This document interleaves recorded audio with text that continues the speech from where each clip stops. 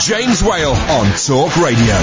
Well, you can listen to Iain Lee, because Iain Lee is nowhere near an advert for the Tory party. You don't do Brexit. You don't do Brexit. Do you not? No, let's have 3 hours where we don't do... We haven't done Brexit. No, we haven't done Brexit. I've got, phlegm. Very phlegmy from Motorhead, I'm sorry about that. Yeah. Don't apologise for being ill, mate. Well, you're getting on a bit. Others take, I don't think that's got anything to do with it. Well, you get old, you're weak. Well, I'm not old and I'm not weak. Quite old, quite old, quite weak. Are you looking for He wants me to fight him on air. I'm not prepared to do it. Come on, let's sort this out. I don't want you to fight me on air. I want you to make love to me on air. I'm not doing that. That's what he wants. Make love, man. Yeah. I love it. Your moustache has really come along. Thank you very much. Yeah. Cheers, yeah. I don't fancy him, do you?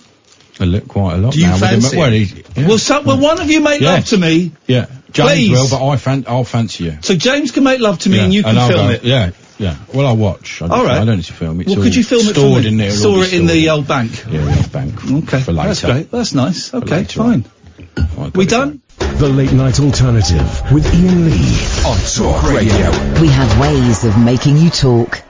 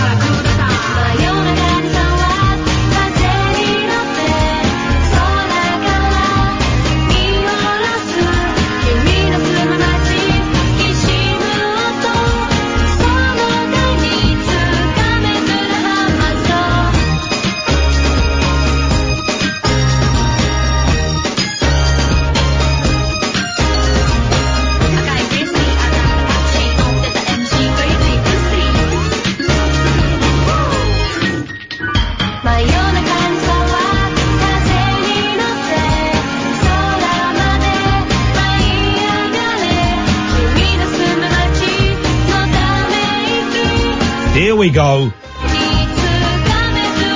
I forgot to plug the headphones in to start. The fader's a little bit sticky. I mean, name one other radio show in the country, God damn it, the world, that is kicking off with How Cali. I mean, it's just no.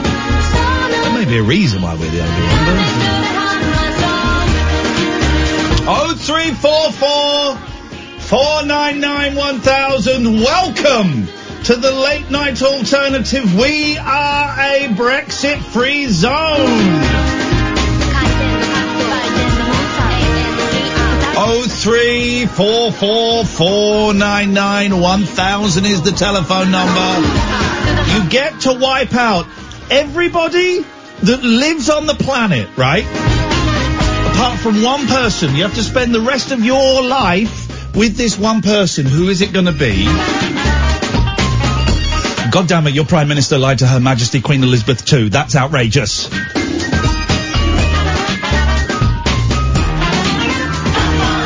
03444991000 is the telephone number. I'm Iain Lee. Who the hell are you, lady? Katherine Boyle, is it any of your business? I remember you. Good evening, Alan. Evening, Kath. Evening. Alan, have you ever lied to the Queen? I have never met the Queen. Oh, but you so that's interesting. You're not. He's not saying he wouldn't lie to the Queen. He's just not had the opportunity. You scumbag. No, I would never lie to Her Majesty. No, it was your second answer.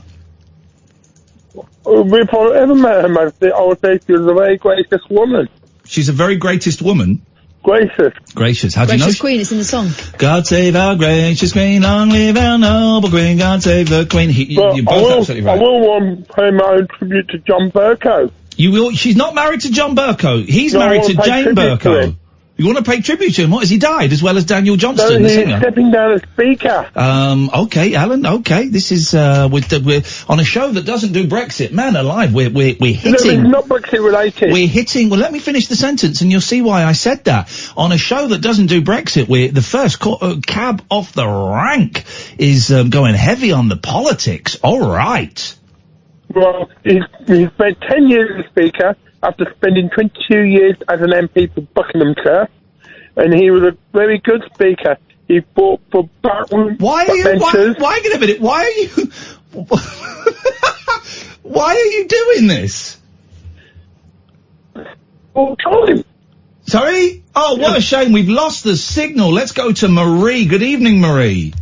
Is this Iain? Is this Marie? It is. Well, then it is in answer to your question as well. Is this Iain? Iain with the alternative spelling. Iain with the correct spelling. Well, yeah, it's a lovely spelling. It's the correct spelling. I have a bit of a bone to pick with you. Okay. I don't know if I'm really in the mood to have my bone picked by you, but go on. It's the end of the summer holiday. I've made the switch. I'm in working mode. My kid is back in school. It's been really tough to do full-on childcare for 6 weeks on end. My kid who won't leave home.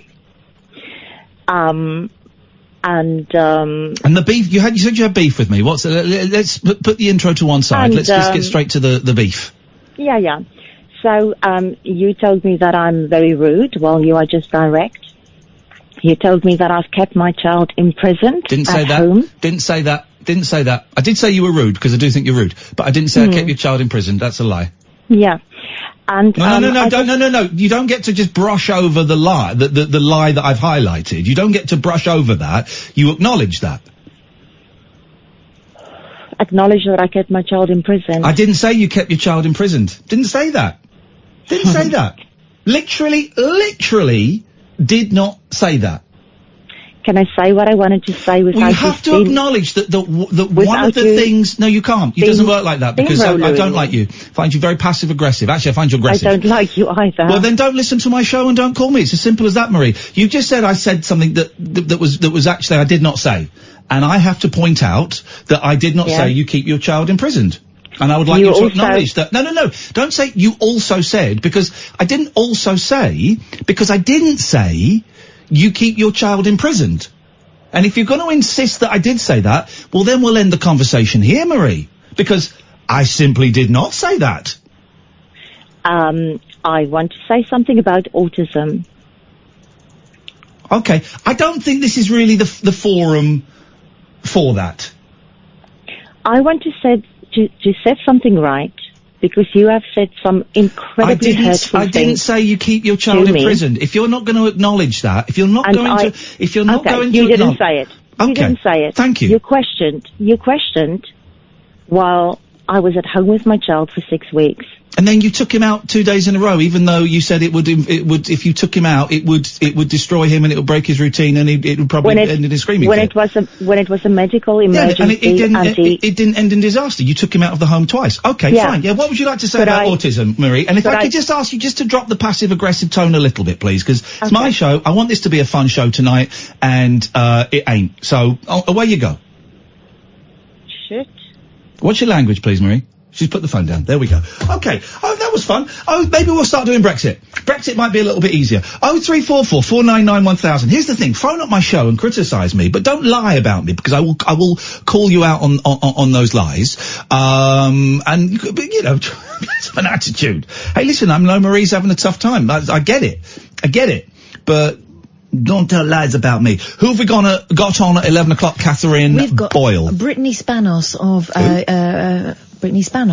of a publication you may be familiar with, Rolling Stone magazine. Rolling Stone magazine. Rolling Stone magazine executive editor Jan Wenner. Jan Wenner. Wait, I got a question for Mr. Wenner. Why do you repeatedly not allow the monkeys into the Rock and Roll Hall of Fame?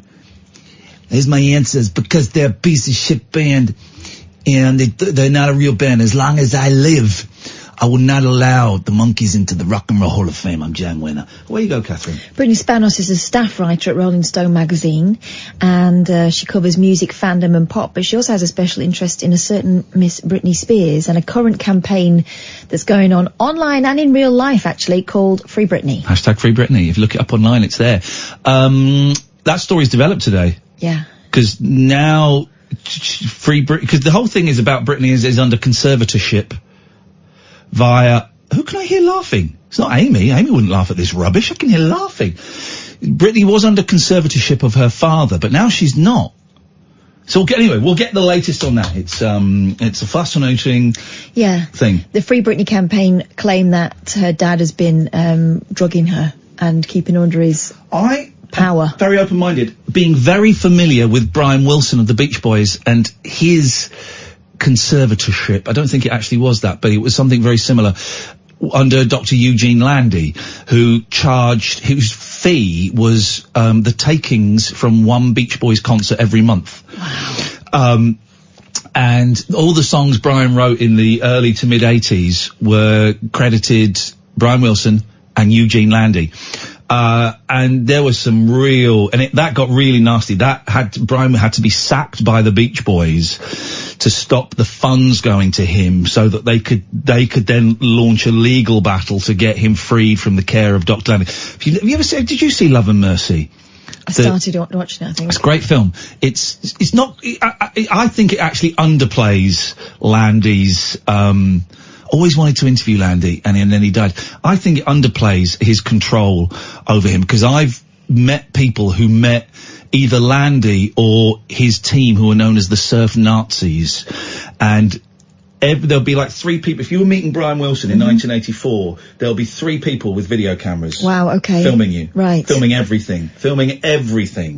And if something happened they didn't like, they'd go, Brian, I think there's a call from Eugene next door. Right. And it was insane. I read the quote-unquote autobiography, Wouldn't It Be Nice? Okay, that's the one that Landy wrote, yeah. Yeah. Landy comes out of it very well. Doesn't he? Mm-hmm. Doesn't he? 0344 499 1000. That's going to be really interesting. Let's go to Freddie. Good evening, Freddie. Hello, Ian. Are you okay? Ready, Freddie? I've got a bit of an echo on the line. Hang on, let me just move my phone. That's better. Is it? Okay. All right, fair enough. It might be our fault because our phone system isn't very good. What can we do for you, Freds? Oh, I just wanted to say, I was talking to you on Twitch just the other day, and I was really worried about some changes at Talk Radio. You worried about what? Changes at Talk Radio. Because me and Katherine, and my partner, we need this. We can't go anywhere. We don't want Paul Ross to go anywhere. Paul Ross is gone. The world falls apart. Paul Ross has gone to talk... actually, no, to be fair, Daryl was really good. There you go. Well, then the person that replaces me might be really good. No. No, of course they won't be as good. Well, we don't know we're getting replaced. It's just my natural... Well, actually, it's more than pessimism. It's pessimism and looking at the shifting scenery all around me and thinking, my God, this right-wing... extreme right wing in some cases radio station. There's me and Kath going, hey man, it's peace and love. Let's all paint each other's bodies. And the other hosts are saying send them back. Well, when I was listening to, the Brexit thing, honestly, it's like, yes, you want to go and listen to stuff about Brexit, that's fine. But at 10 o'clock at night, when we come, we were all tired, we just want a bit of a laugh, and I don't want to listen to somebody talking about the things I've been talking repeatedly for the last 6 hours about. I mean, do you know what? I listen to your show and I go to sleep sometimes, and the next voice I hear is Julia Hartley-Brewer. Yeah, what the heck? I'm sorry about that, Freddie. No, and then I have Mike Graham, but I've come to the conclusion now that they're all just little actors, and they're all just trying to get their little bit of, they've got to build up a profile, haven't they? And obviously talk radio being a commercial enterprise and all that. Yeah. So I listen to it from that point of view now, because if I start taking some of these callers seriously that ring into Mike Graham, I'm going to go completely batshit crazy. Hey, listen, I've not been as far as I've been told, my job is secure. I've got a contract here until the end of March. Who knows what's going to happen? I'm kind of hoping that we just sneak under the radar and they keep, because I love it here. Me and Kath love it here. But, let's be realistic. It don't look good, does it? Really? Yeah. Well, you do stand out, but I think that's a positive thing. I think that's something Talk Radio should hold on to, because imagine if you had wall-to-wall 24-hour. You're not a news site. You're not a news. But that's what people. Radio. That is the thing. Is other radio stations do that, and they get huge listening figures. I genuinely believe that Britain wants to talk less about the B word. And if this show got some publicity, if this show was sold as the only phone-in show on British radio that doesn't talk about the B word, I think our figures would shoot through the roof. Well, what I like about you and Kath is, I put the radio on, and I don't know what's going to happen. Yeah. You could have somebody who's really sad 1 minute, and somebody who's just trying to prank call you, and you'll see through it. Yeah. And it's it all works because there's no kind of agenda. Well, I can tell you what's going to happen next, Freddie. Mm-hmm. I'm going to cut you off. Oh. 0344 499 1000. This, dear listener, is Talk Radio. The Late Night Alternative with Iain Lee on Talk Radio. Just a few ads. Brexit Free Zone. The Late Night Alternative. Weeknights from 10. Talk Radio. Iain and Kath. Boom! Yeah, this should be our time. Boom! People will be flocking to us, but no one knows about us. I tell you who does know about us. It's our friend Paul. Paul knows, don't you, Paul? Iain, Kath. Paul. Good evening. Welcome. I've been in the song. Do you fancy a restart? Should we hit Control-Alt-Delete and all that and restart the show? Yes, we shall, brother. Come on then, man. Let's do it. Ready? All right, hang on. Here we go. Hang on a second. Can we get the jingle? Can we get the jingle ready, please, for the start of the show, Amy? And we're going to come back in, loud. Are we ready? Paul, stay there. You'll be the first caller. The Late Night Alternative with Iain Lee on Talk Radio. We have ways of making you talk.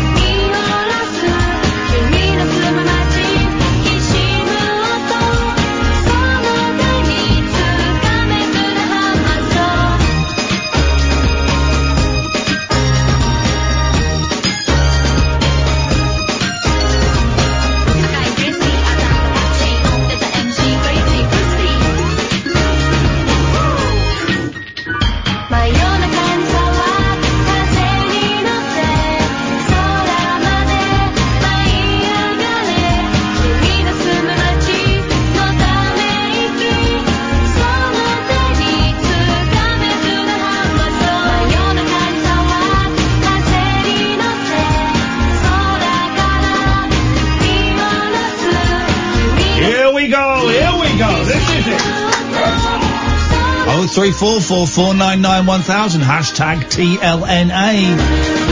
Hashtag we don't do Brexit.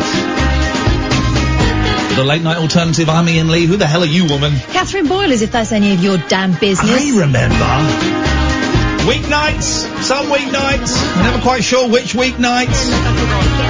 10 till 1, give us a call. 03444991000. If you had to wipe out the entire human race, but you had to live with one person for the rest of their natural lives, who would it be? Which other show is playing Hal Cowie at the start of their show? None. There may be a reason for that, but...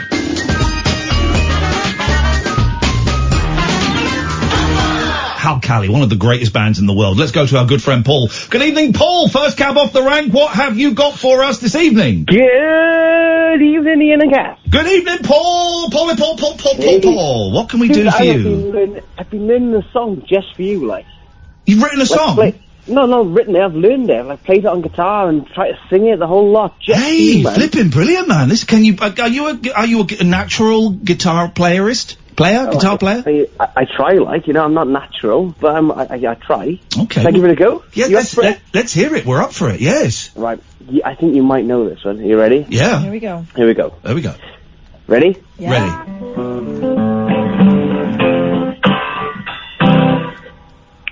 Well, I'm not the kind you kiss and tell, but I've been seen with fairer. I've never been with anything less than a 9. So fine, I've been on fire with Sally Field, gone fast with a girl named Bo, but somehow they just don't end up as mine. It's the death-defying life I lead. I take my chances. I die for a living in the movies and TV. But the hardest thing I ever do is watch my leading lady kiss some other guy while I'm bandaging my knee. Yes, Paul, come on! I might fall from a tall building, I might roll a brand new car, 'cause I'm the unknown stuntman that made Redford such a star. Oh. Yes, man! Here we go. Hey, Ho, ho,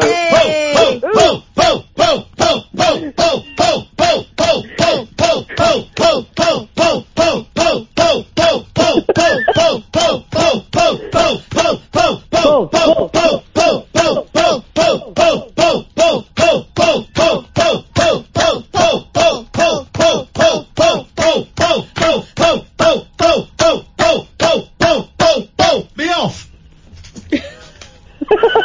Love you too. Thank you, brother. There we go. I'm really out of breath just from chanting the name Paul. Oh, was that who his name was? I think so. I don't know. 03444991000 is the telephone number. If you want to give us a call, you can do. We don't do Brexit on this show. Anything else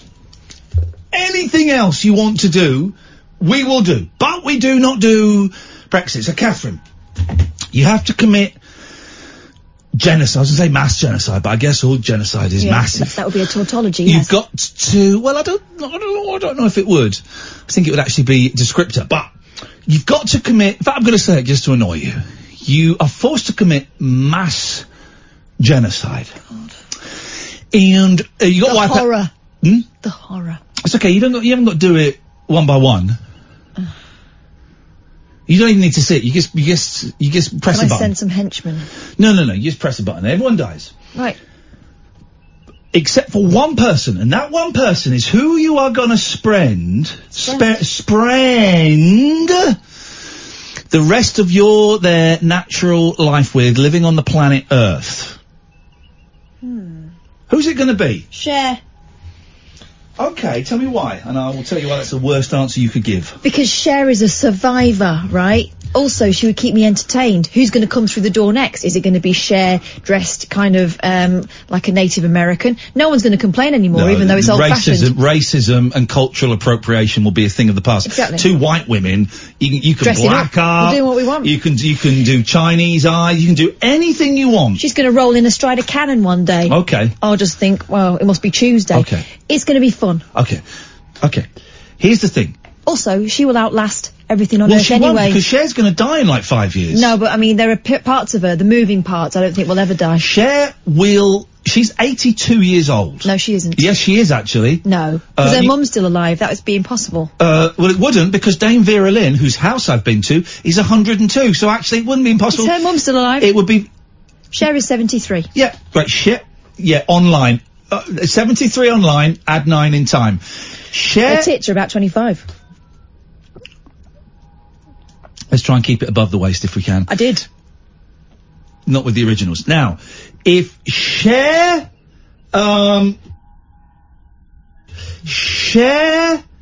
is 82... She isn't. But what... Alright, oh sorry, so Cher's 73, so her mum's alive. Yeah, her mum can't live for another 9 years to 82. Dame Vera Lynn is 102, and she's alive, and her 82-year-old daughter is alive. So, I don't understand What's your point? The point is, old people can still have mums. Why do you hate Cher so much? I don't hate Cher, but I bought you a very expensive ticket to go and see Cher. Thank you. To Works outing. I can write it off for tax purposes. Put it on expenses. It's research. Okay, you're going to go with Cher. I am. Okay. Well, in that case, you wouldn't go with me, your best mate, or your kids. Nah, they'll sort themselves out. They'll be dead. Yeah. They'll be dead. You've genocidally killed your kids. Well, it saves me choosing between them, doesn't it? Okay. It's the fairest thing to do. Hey, I tell you what's going to happen after midnight, guys. We are going to, if you're listening after midnight, you're going to hear Katherine Boyle cack her pants live on air. No. Tell you what I've brought with me today, right? Please no. Have you seen these, Amy? I brought a VR, virtual reality headset, right? I bought these, and I was showing it to Kath in the office, and I said, she played Angry Birds VR, it's cute. Cute. She played... so dinky. What was the other one you played that was cute? Fruit Ninja. Fruit Ninja, I've got video of Fruit Ninja. If you mess around, I will tweet the video of you playing Fruit Ninja. I look pretty wicked. Okay, well I'm going to tweet the video of you playing Fruit Ninja. I'm going to tweet that now. At Iain Lee, if you want to see Katherine playing Fruit Ninja, that's coming up in a minute. But there's a game where you get attacked by robots. It's not even in the game. It's just it's like the title page, right? The loading page of the game is you're stood there and there are some robots just stood around you and you can walk in between them. Don't like it. And she put it on and went, no, I don't like this, and she ripped it off her head, actually causing severe damage to my, Oculus.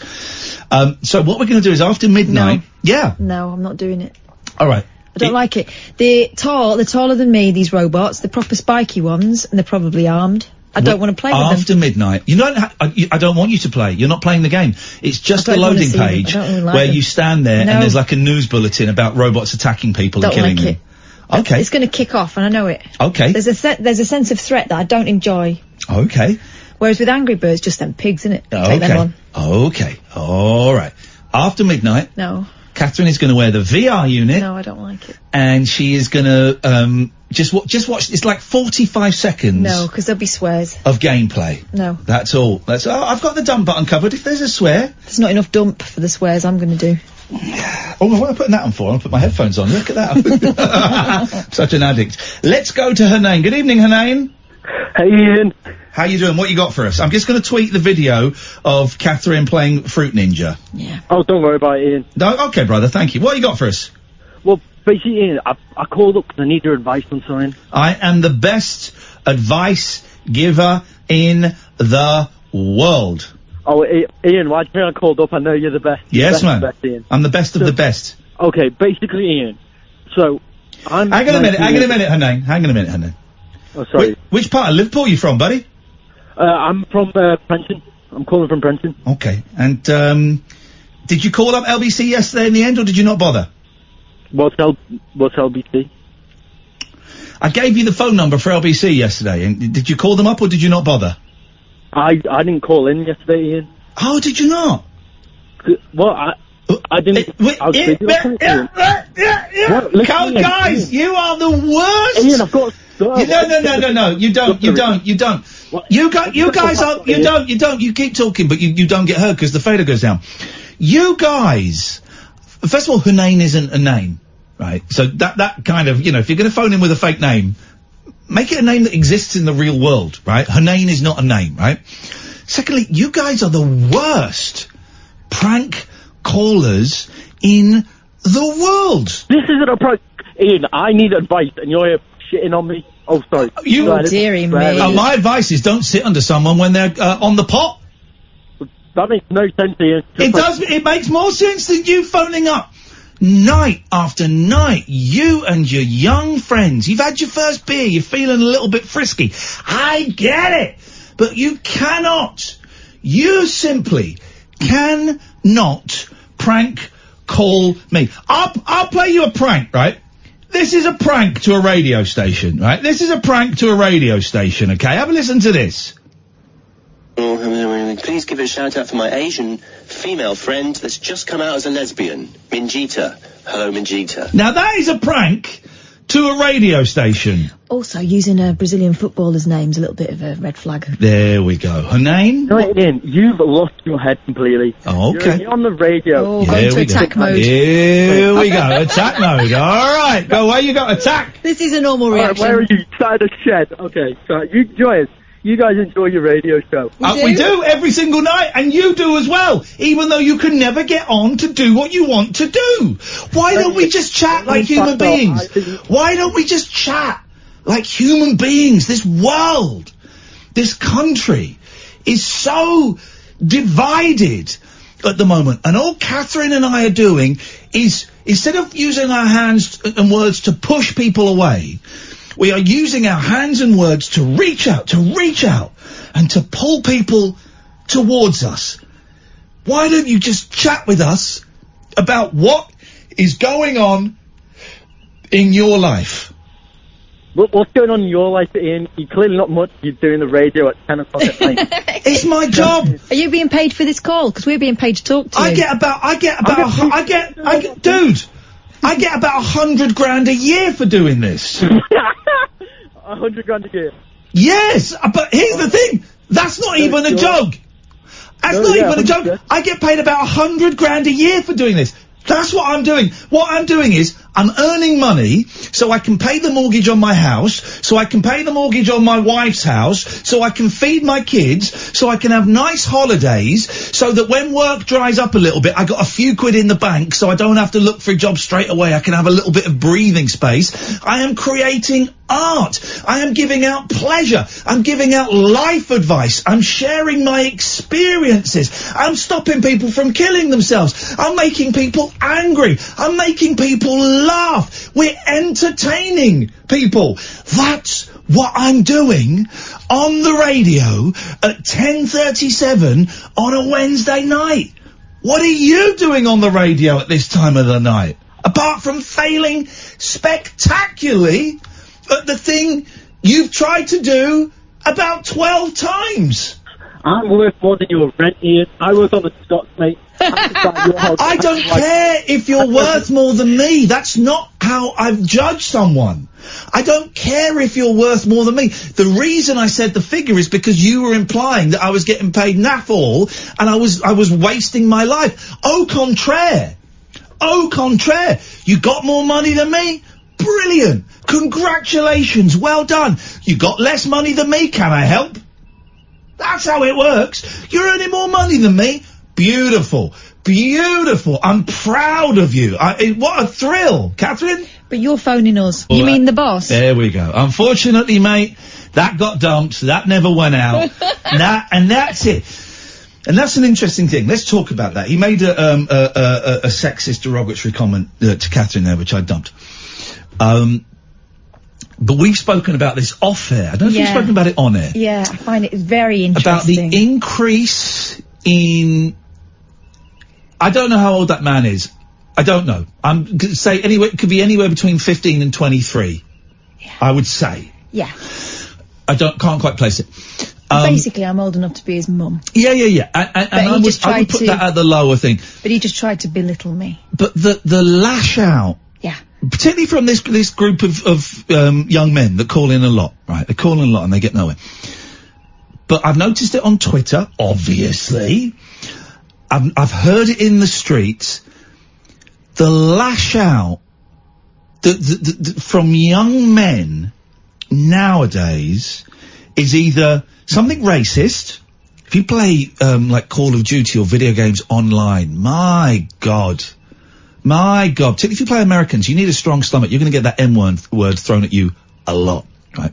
So it's either racist, or it's really, really sexist, not even sexist, misogynistic. It's really nasty and spiteful towards women.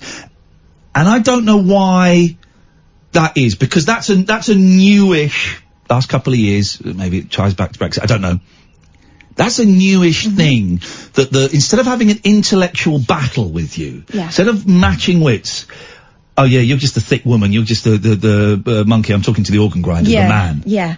Here's the deal. What I said to him there, I don't know if you caught it, was, but you're calling us. Yeah. Something he cannot dispute. And really pulled his pants down. Didn't like it, so he came back with, I don't want to speak to you, I don't want to speak to the little sidekick. Okay, well, fine. It's my show, you're phoning us. Yeah.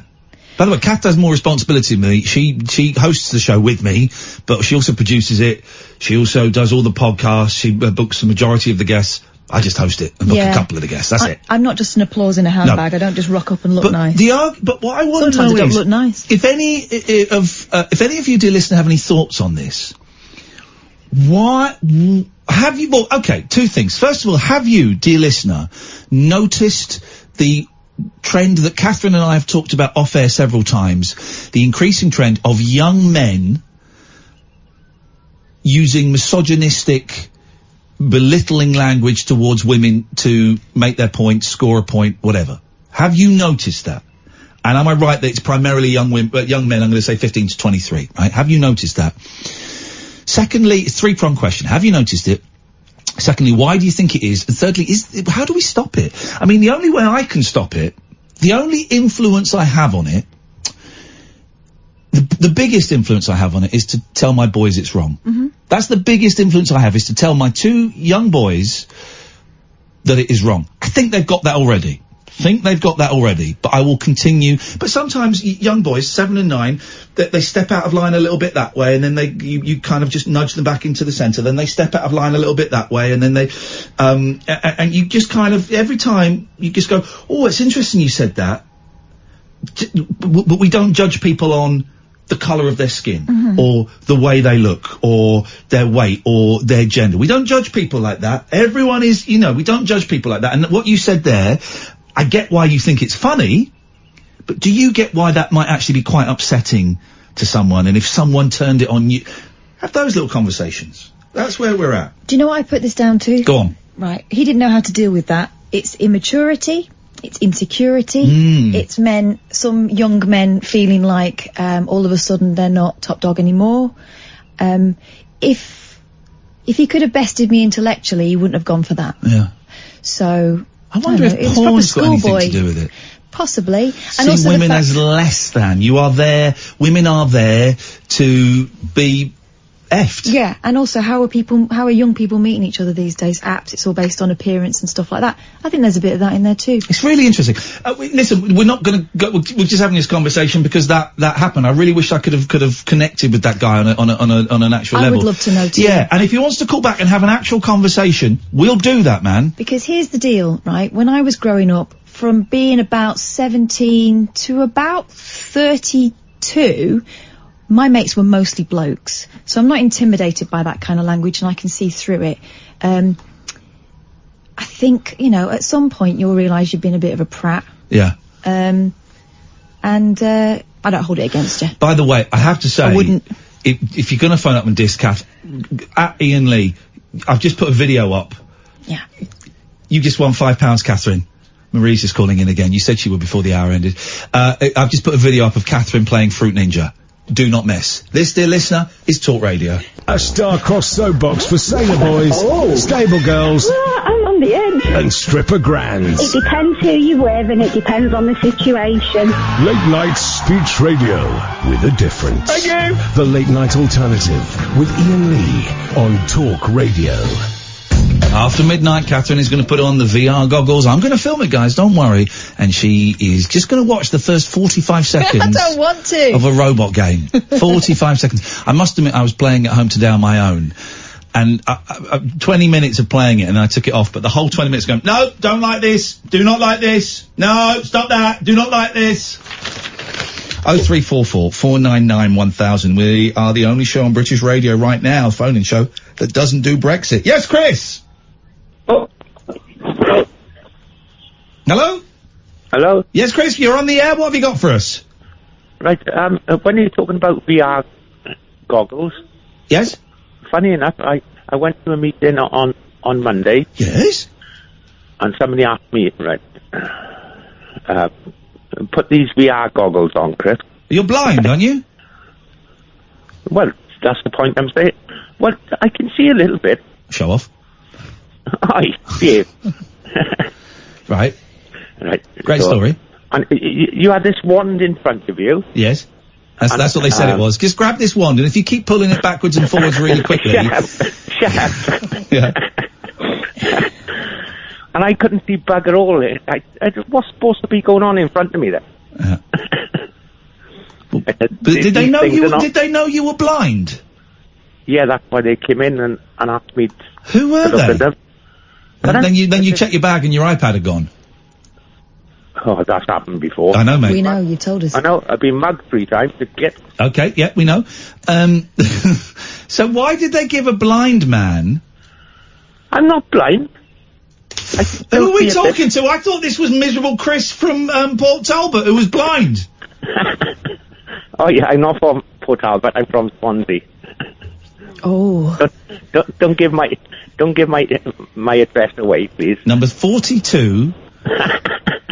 Dickhead Lane. I don't know what to believe anymore, Chris. We're in Chrisception.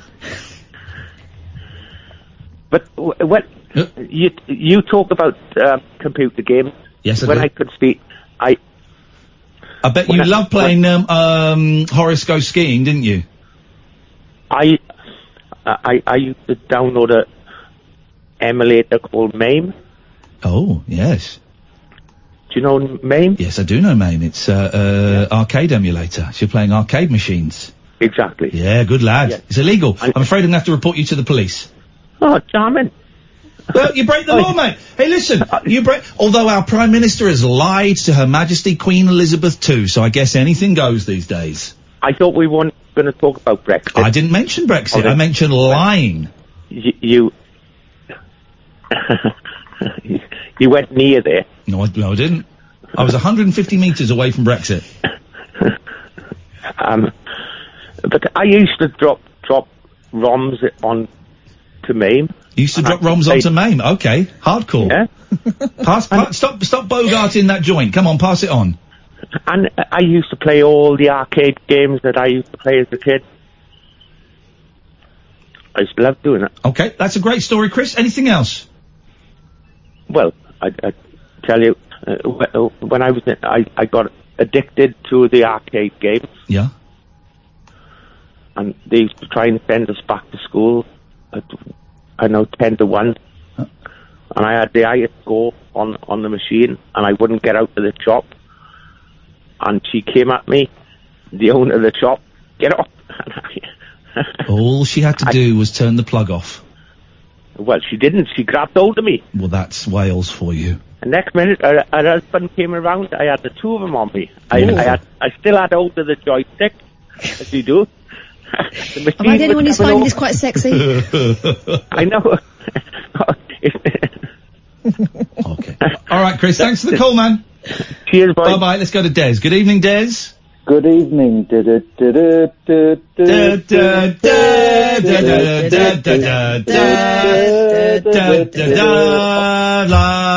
love, love, love, love, love, love, love. It's easy, easy, easy. Easy, easy, easy, easy, easy, easy, easy. Whose catchphrase was that, Katherine? Let's hear it. Let's do it again for Des. Here we go. Easy, easy, easy, easy, easy, easy. Afternoons at my nana's. Easy, Big Daddy's. Yeah, you go. She got it, Desmond. Desmond has a barrel in the marketplace. Susie is a singer in a band. Desmond phones Katherine up at 10 o'clock and he does Big Daddy's chant with his hand. Easy, easy. What a racket. Katherine is easy. Oh, now, no, come on. It's a catchphrase. I'm trying to, I'm improvising. I'm Get improvising. her name all excited. Hunane. What you got for us, Desi boy? Desi Wizzy? Hello there, brother. Desi Wizzy Woojars? All I've got to say was I'm sorry that... hello, Katherine, as well. Hello. I'm sorry the way she was treated, you know. Oh, that's all right. You brought up a very good point. Oh. I think there has been an increase in this sort of racist and sexist and homophobic as well, sort of, you know, it's acceptable within younger people, whereas it'd been, to me, it'd been growing less and less up to the 90s, 2000s, you know, definitely, you know, it would have been frowned upon. I think it's definitely been stirred up again. But I think part of it is you always strike the pulse, you know, the sort of pulse on the streets or whatever's. And we've said we're not going to talk about the B word and all this, but I think there is something else going on. It's a sort of fear, and I think Katherine mentioned it. You know, as women are doing better and what have you, there's a feeling that men are being left behind, especially if there are men who maybe are privileged or have been brought up that way to be the, you know, still the breadwinner and all that sort of crap, you know. I'm trying to. I think there are also deep cultural elements where Britain is holding a mirror to itself at the moment, and there are. I don't think all these lads are bad lads. They've just gone off the wrong. Yeah. They've gone off the wrong. They've gone off the path, and I think whether you're black, white, Asian, whatever, we have a duty, as you rightly say, to teach sons, you know, that treating people like SH1T is not right. Can I ask you a question, Des? Yeah. Has anyone ever told you sound like Derek Beatty, who used to host Mr. and Mrs.? Have they? No, no. Would you indulge me a second? I just want to play a clip of Derek Beatty, then we're going to hear Des. Here's Des. This one worried her a wee bit. We're talking about photographs, family photographs in your wallet. Now, she said in your normal wallet, whatever that Now, could you say, Des, family photographs in your normal wallet? Family, this isn't going to be used against me, is No, it? sir. This isn't going to be spliced. No, sir, there'll be no slicing. I trust you, okay. Family photographs in your wallet. Family photographs in your wallet. Same bloke. It is the same bloke. That's great. Des, listen, I've got to move on because I want to squeeze in. We've got a guest after 11, so thank you. It's a really good call. I really enjoyed that. You're a really good sport, and it's always lovely to be reminded of Derek Beatty again. Derek Beatty must be dead. He was old back then. He must have. I reckon Derek Beatty died in 1993. Derek or Des? Des Beatty. Oh, it's the same name. I didn't even make that connection. Yeah. Oh my God! Why did you just wink at me? That was weird. What? You just winked at me. That was weird. He's helping you out there. Let's squeeze Harry in. Good evening, Harry. Hello, Harry. Try Harry on another line, although I got a feeling. Hello, Harry. No, too late. You is gone. Let's try Ricky. Good evening, Ricky. Hello, good evening, team. Kathleen on channel. Sorry? Is Kathleen on channel there? Kathleen? On channel. I'm here. Katherine has her headphones on and can hear you, yes. Kathleen is not on channel. Yes. Okay.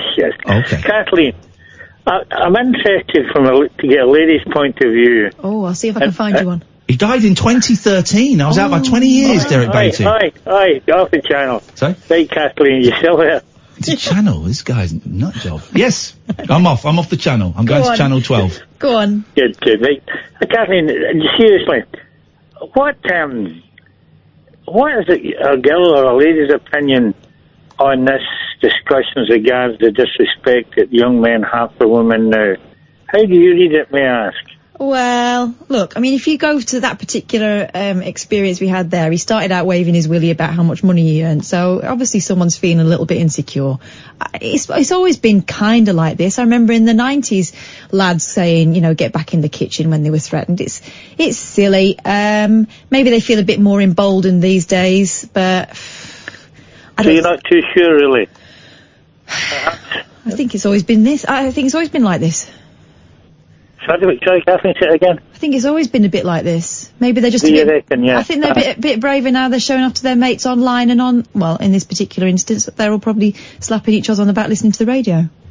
Yeah, trying to get a big pair. Look at me, I'm a hero. Yeah. Yeah, well, so what we really have is the old adage, not adage, but the situation where the macho guy tried to impress his pals, perhaps being rude or cheeky to the female. Yeah, but a real macho person doesn't need to describe himself as macho and doesn't need to show off to his mates like that. Right. He's looking for approval from other little boys. It's fine. Do you think it's perhaps that physically, obviously, women are not in the same grade as a male, and the weaker males find that that's the only place they can push about now.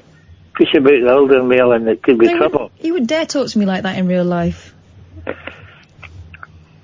Or would he? You reckon, the lady's point of view is that he wouldn't? I wouldn't. He wouldn't dare. So what's is it just generally a disregard for women? Has it been growing that way?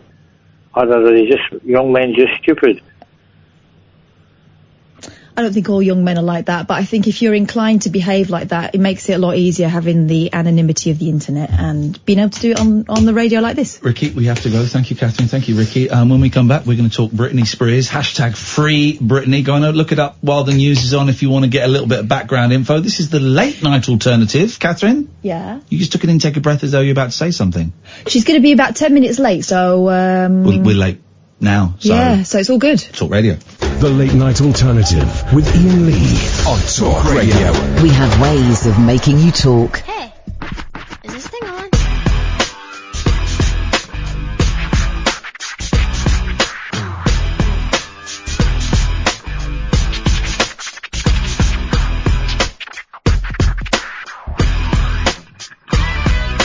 Saw him dancing there by the record machine. I knew he must have been about 17. The beat was going strong, playing my favorite song. I could tell it wouldn't be long till he was with me. Yeah, babe. I could tell it wouldn't be long till he was with me. Yeah, babe. Singing, I love rock and roll, so put another dime in the jukebox, baby. I love rock and roll, so come and take the time and dance with me.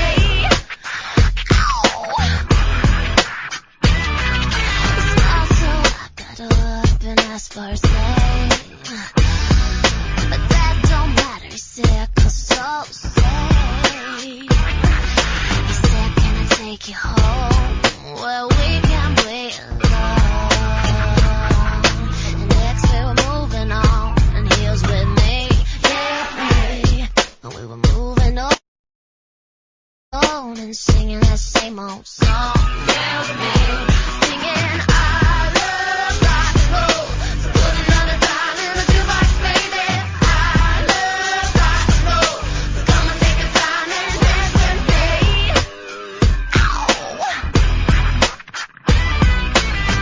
I love rock and roll, yeah, 'cause it soothes my soul, yeah. I love rock and roll, yeah. Can I take you home where we can play alone? And next we were moving on, and he was with me, yeah, me. And we were moving on and singing that same old song, yeah, me. Singing, I love rock and roll, so put another dime in the jukebox, baby. I love rock and roll, so come and take the time and dance with me.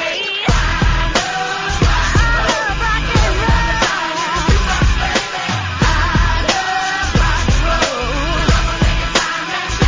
Here we go to the listener.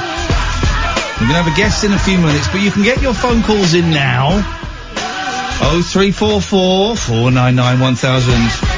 The only show on a speech radio station right now that don't do Brexit. Put that on a poster, Denny. Come on. Sell the hell out of that.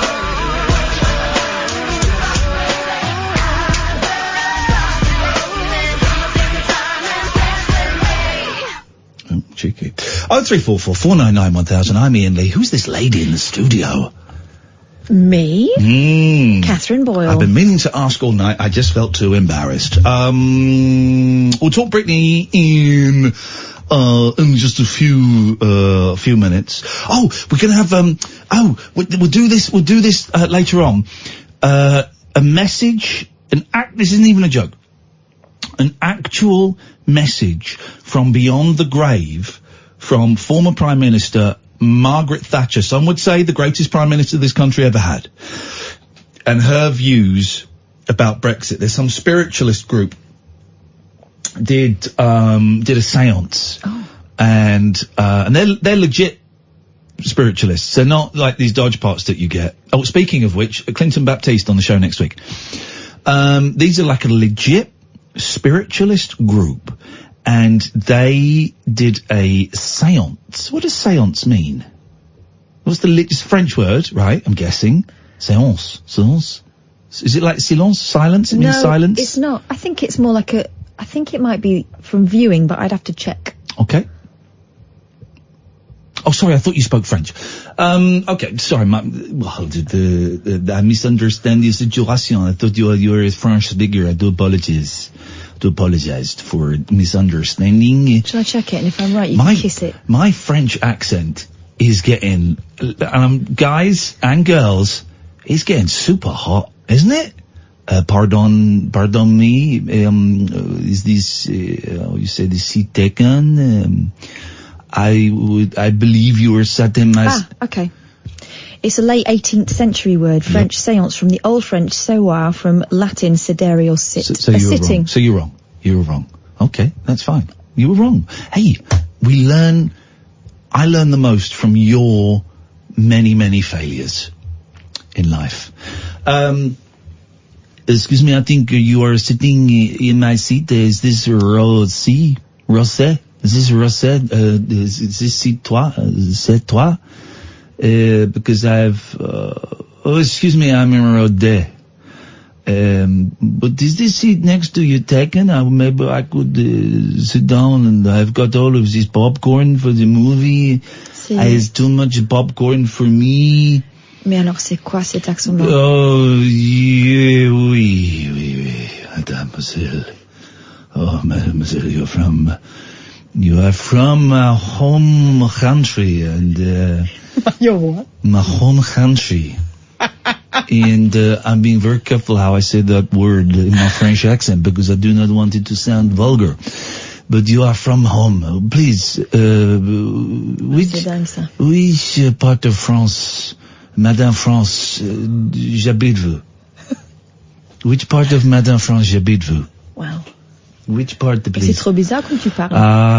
My favorite part, after my hometown, Paris. Paris, I love Paris. It's my hometown.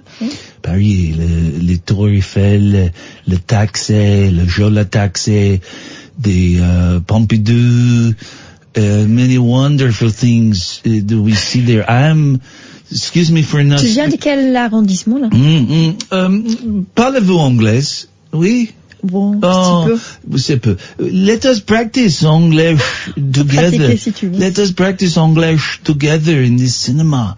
Well, the movie will be starting soon, and I would like to enjoy the movie. I like to take my shoes off. I like to loosen my belt. Oh God, je crois que c'est mieux si on parle de Britney Spears. Oh, pardon, Britney Spears. Pardon. And scene. Imagine our guest is on the line now, right? She thinks she's on the phone to France 2. I thought this was a goddamn British radio station. These guys are speaking in French. What the hell is this? Where's she from? Where is she from? She's from America. She's from the United States of America. Gosh. Hey, Joe, this pastrami on rye is whack. Now, if Brittany Spanos talks like that, I will pay you £10. So listen, this is fascinating, right? And it's slightly out of my sphere. I like Britney Spears. I've never, I like my pop. I'm a big fan of pop, and I like Britney Spears. I'm not a massive fan, but I've never, some people don't like certain pop stars. Yeah. I've always had an affection for her. I think she does some great pop. I think she's very beautiful. We talked about this. I was one of the people that laughed when she had the breakdown, which is. It was extraordinary, and I think it was a turning point, actually, because up to that point, it was a meltdown like that in public would have been greeted with that, and then I think afterwards, we all kind of looked at each other and went, when you're watching her being wheeled onto a gurney. Yeah, I felt terribly guilty afterwards, and in hindsight, I mean, I'm ashamed at some of the stuff I said and thought, ashamed, a poor girl, one of the biggest, most famous people in the world from a very, very young age, actually having a breakdown, and we all made jokes about it. That's what we did. But you're right. I think it was a turning point in our attitudes towards mental health, particularly in women, and the pressures of, being famous. I think we can take it a little bit more seriously. But so I've got a real soft spot for her, and I was completely unaware of this hashtag free Britney thing. It just popped up like trending in my Twitter feed, and sometimes I'll scroll through stuff, and sometimes something will just get me. I go, free Britney, what is that? And I clicked on it, and boy, oh boy, I fell down that rabbit hole. It's fascinating. The premise, as far as I understand it, is there are a significant number of people who believe that Britney Spears is basically being controlled, or was, things have changed a little bit today, was being controlled, manipulated, possibly drugged, financially exploited by her dad, who had taken over her life and career, had conservatorship, after the breakdown, which I think was in 2008. Anyway, I don't know why I'm saying all this, because we've got an actual expert on who can kind of fill us in on all the details that I've got hideously wrong in the intro. We've got Brittany Spanos. Good evening, Brittany. Hi. Hey, how are you Sorry, doing? I don't have the thick New York accent. Sorry, I'm so glad. I win £10, so I'm not sorry. I'm so glad that you didn't hang up, as you had every right to do in that awful, slightly inappropriate accent thing. Listen, you're a writer, you're a journalist, you've written for Rolling Stone magazine. You have been following this Free Britney story. For how long? Well, the Free Britney movement, as it is today, kind of really started earlier this year, around like March, April. And I started to pay attention around late April. So what is the background to it? Because I kind of did a ham-fisted intro. What is the story? Well, Free Britney as a pre-hashtag has existed as a movement since around 2007, 2008, specifically around 2008, when her conservatorship started. But the way that it's sort of grown over the past around 6 months this year has been because of some shady things that were happening with her conservatorship, and also some hearings that have popped up around her conservatorship that have shown that she quite possibly could be out of it this year. So what are the concerns in it? It was her dad took over the business side of her, but after she had her famous breakdown, and people were concerned that he was taking all the money, drugging her, manipulating her. Yeah, so there's a lot of speculation around it. It's really hard to talk about because there's not that much that people can really go off of. Britney hasn't done any formal interviews since around 2008, nothing too in-depth. Oh, wow. And she really hasn't spoken out against it publicly, hasn't really said much about it. But basically, after she was put on a 5150 hold in 2008, when it seemed like there might be an endangerment towards her two sons that she had with Kevin Federline, she's been under a really strict watch. And it's been her father, Britney Spears, and this lawyer, Andrew Wallet. And it's very unusual for an adult to have conservatorship. It's a very strange thing, and usually only under very extreme circumstances. And the fans have been very suspicious of it for over a decade now, and I think a lot of people sort of have had many questions, and it's been something that's just sort of existed. She's been touring. She's released albums since it started. She's had the Vegas residency. So it's been sort of lingering for years, but I think that, again, given some shady circumstances, Andrew Wallet sort of asking for a $500,000 raise at the end of the year, then very suspiciously leaving the conservatorship. There's been more questions than answers this year. But also, I noticed that, and you've got a special interest in fandom, and you know that sometimes rumours can run away and they can start going off on their own tangents and take on a life of their own. But Lynn Spears has started... This is her mum. Yeah, right. liking things on Twitter, for example, and added more fuel to the fire. She seems to be wanting to get involved more. Yeah, I mean, that's, again, a lot of the growth that we've seen with Free Britney, where it's become this sort of international phenomenon where people are talking about it in a way that is a lot more openly in support of her than we even got in 2007, 2008, and onwards, is because her mom, who has never really spoken out too much about it, she's not one of the conservators, she's not, involved with it, it's really Jamie Spears.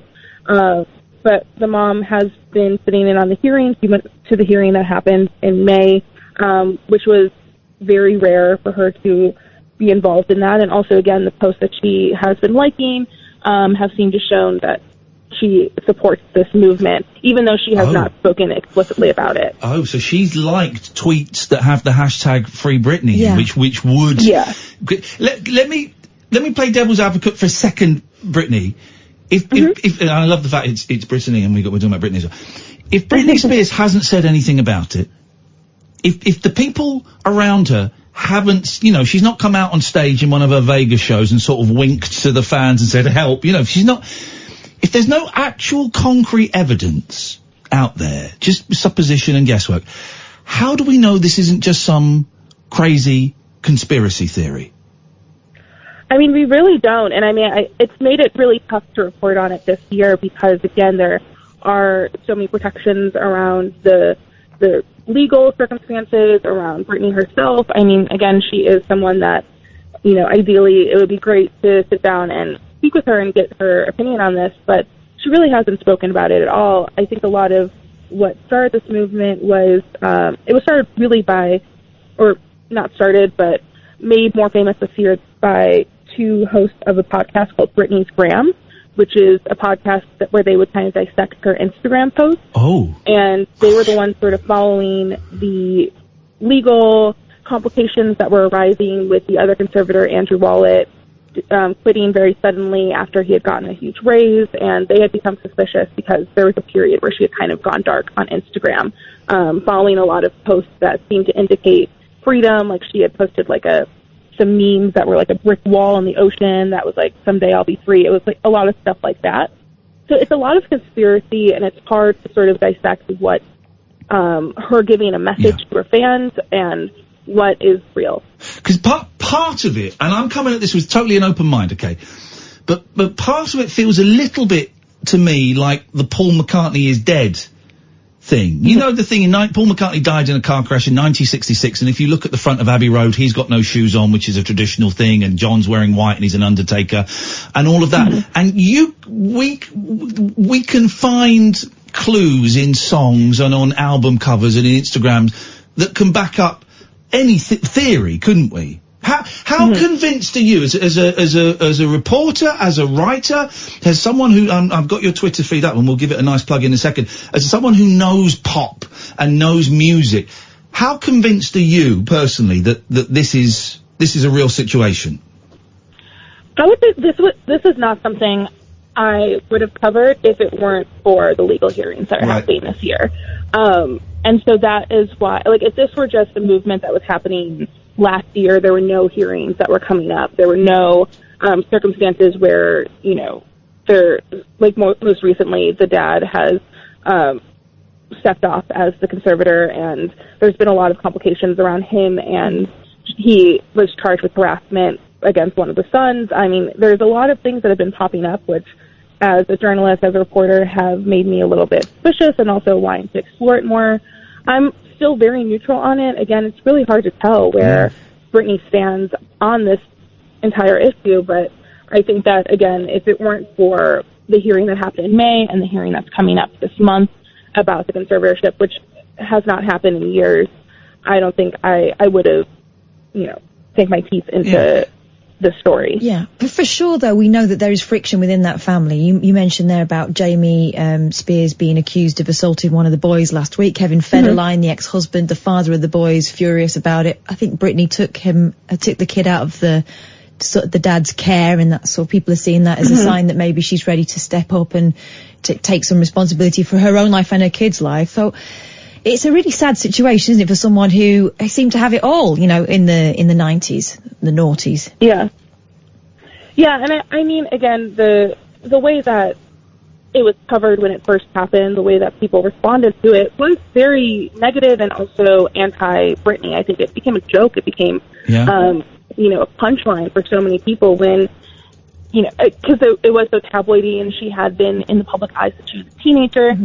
Many people thought of it as very funny, and she was shaving her hair off, like she was doing all these crazy things. Oh, I was one of them, Brittany. I was doing a TV show around the time we made. I'm ashamed to say now that we made jokes about it, and we all laughed at it. And I'm horrified. I was laughing at a young woman having a breakdown in public, but I did. But that was kind of the first time we'd witnessed it kind of blow by blow. It must have happened in the past, with child stars in particular. We know that it's very rare for them to come through that unscathed, right? But this was kind of the new media generation, so we got to see it. And and you think of the environment at that point. I mean, this was peak celebrity. We had never had this type of 24/7 celebrity culture tabloid news cycle that we were having. We had Perez Hilton, we had TMZ, we had all these blogs pop up, we had constant photos. This was the peak era of Paris Hilton and Lindsay Lohan. I mean, even the way that we covered Lindsay and Amy Winehouse and a lot of these women that were really struggling with substance abuse and mental health problems in a public eye, and dealing with them in ways that were toxic and unhealthy for themselves. Yeah. There was really no precedent for the type of coverage that we were getting constantly around it. And I think that the way that they were engaging, the way that they were, milking not necessarily milking, but egging on a lot of the paparazzi and things like that. Like, we were getting all this constantly. And Brittany was engaging with it through her music, through Blackout, Give Me More, Piece of Me. Like, she was making fun of this, but also, again, we didn't really know the extent of it, and I'm sure that she really didn't know the extent of the mental health issues that she was struggling with. Yeah. And again, listen, I'm an old guy, so my references are old guy references. This isn't unprecedented in the world of pop. We were talking earlier about Brian Wilson from the Beach Boys in the 80s, and he was completely under the control of Dr. Eugene Landy, who was making millions of dollars off him, was getting writing credits, and wouldn't let him go and meet up with his brothers and the rest of the Beach Boys. And at the time, everyone's going, well, yeah, this looks like a normal setup. He's mentally ill and he's living with his psychiatrist. And now in hindsight, we realise that he was being abused. He was being exploited and abused. So what is being suggested could be happening to Brittany actually isn't that far-fetched. There is at least one other precedent of this. Do we know... You say she hasn't done that many certainly hasn't done any in-depth interviews. Do we know, is she okay mentally now? I know it's a kind of a vague, big, almost unanswerable question, but is she okay? The interviews that she's done, does she seem, to use a street term, does she seem with it? Well, I mean, again, going back to the podcast that really got this movement going the way that it's been this year, I mean, the entire podcast was about her Instagram. Yeah. And it's really interesting that over the last few years, her social media presence through Twitter, through Instagram, her videos, her kind of mom-like Facebook memes that she posts of Disney and fairies and stuff like that. I mean, that felt like a glimpse into Britney that we haven't seen in a really long time. I mean, this was very clearly her running this Instagram. It's very lots of memes, lots of videos of her working out, lots of videos of her with her boyfriend, just her doing little fashion shows. I think for a lot of the fans, it just was kind of a nice little nod to she's doing all right, she's living her life, even if it's a lot of protection around her and a lot of restraints around, or alleged restraints around what her life can be. There seemed to be this glimpse of she's doing well enough. And so that kind of fascination with her social media, which is why when she did go dark earlier this year, before she revealed that she had been in a mental health facility, it kind of led to a lot of concern and really spurned a lot of this. Brittany, it's so nice talking to you. Will you, I know that there are court cases and things happening, coming up throughout the rest of the year. Can we stay in touch with you, and can you keep us up to date with what's going on? Yeah, of course, and we'll be carefully monitoring it and hopefully have something to report on. The next court hearing is September 18th. Okay. So we'll be covering that depending on what comes out of it on RollingStone.com, but we will also, depending on what else comes up, if Brittany talks at all, if there are any updates from the conservatorship, be covering it over at Rolling Stone. Hey, nice one, Brittany. We'll stay in touch, because I find this fascinating, and if it is as people are suggesting, then it's incredible and it's horrendous. What else are you working on at the moment? What else is going on in the world of pop? I mean, we had such a big month with August and Taylor Swift album, the Lana Del Rey album, kind of coming off of that, looking forward to the fall. We recently just had a big cover story on Harry Styles, so hopefully covering more of his music as it comes out. And, yeah, I mean, there's so much great pop music coming out over the next few months that I'm really excited for, and Grammy nominations soon, so I'm looking forward to the... Oh, Brittany, you have to come back on the show. I love you. You're great. It's Brittany Spanos. If you want to follow... I've just tweeted her thing, but her handle, if you want to follow her, it's Hey Brittany. O-H... Hey, Brittany. Brittany is in the ferries, if you need to know. Hey, it's so nice to talk to you. Thank you so much for your time, Brittany. Thank you for having me. Thanks a lot. Brittany. She's great, man. We'll have her back. What a fascinating story, and brilliantly explained, because it's kind of out of my sphere a bit, but I love that. Thank you, Brittany Spanos from Rolling Stone. And it's, it's about Britney Spears, but it isn't. It's a really human story about mental health, about, parental-kid relationships. It's got, it's so interesting. Thanks, Brittany. Yeah.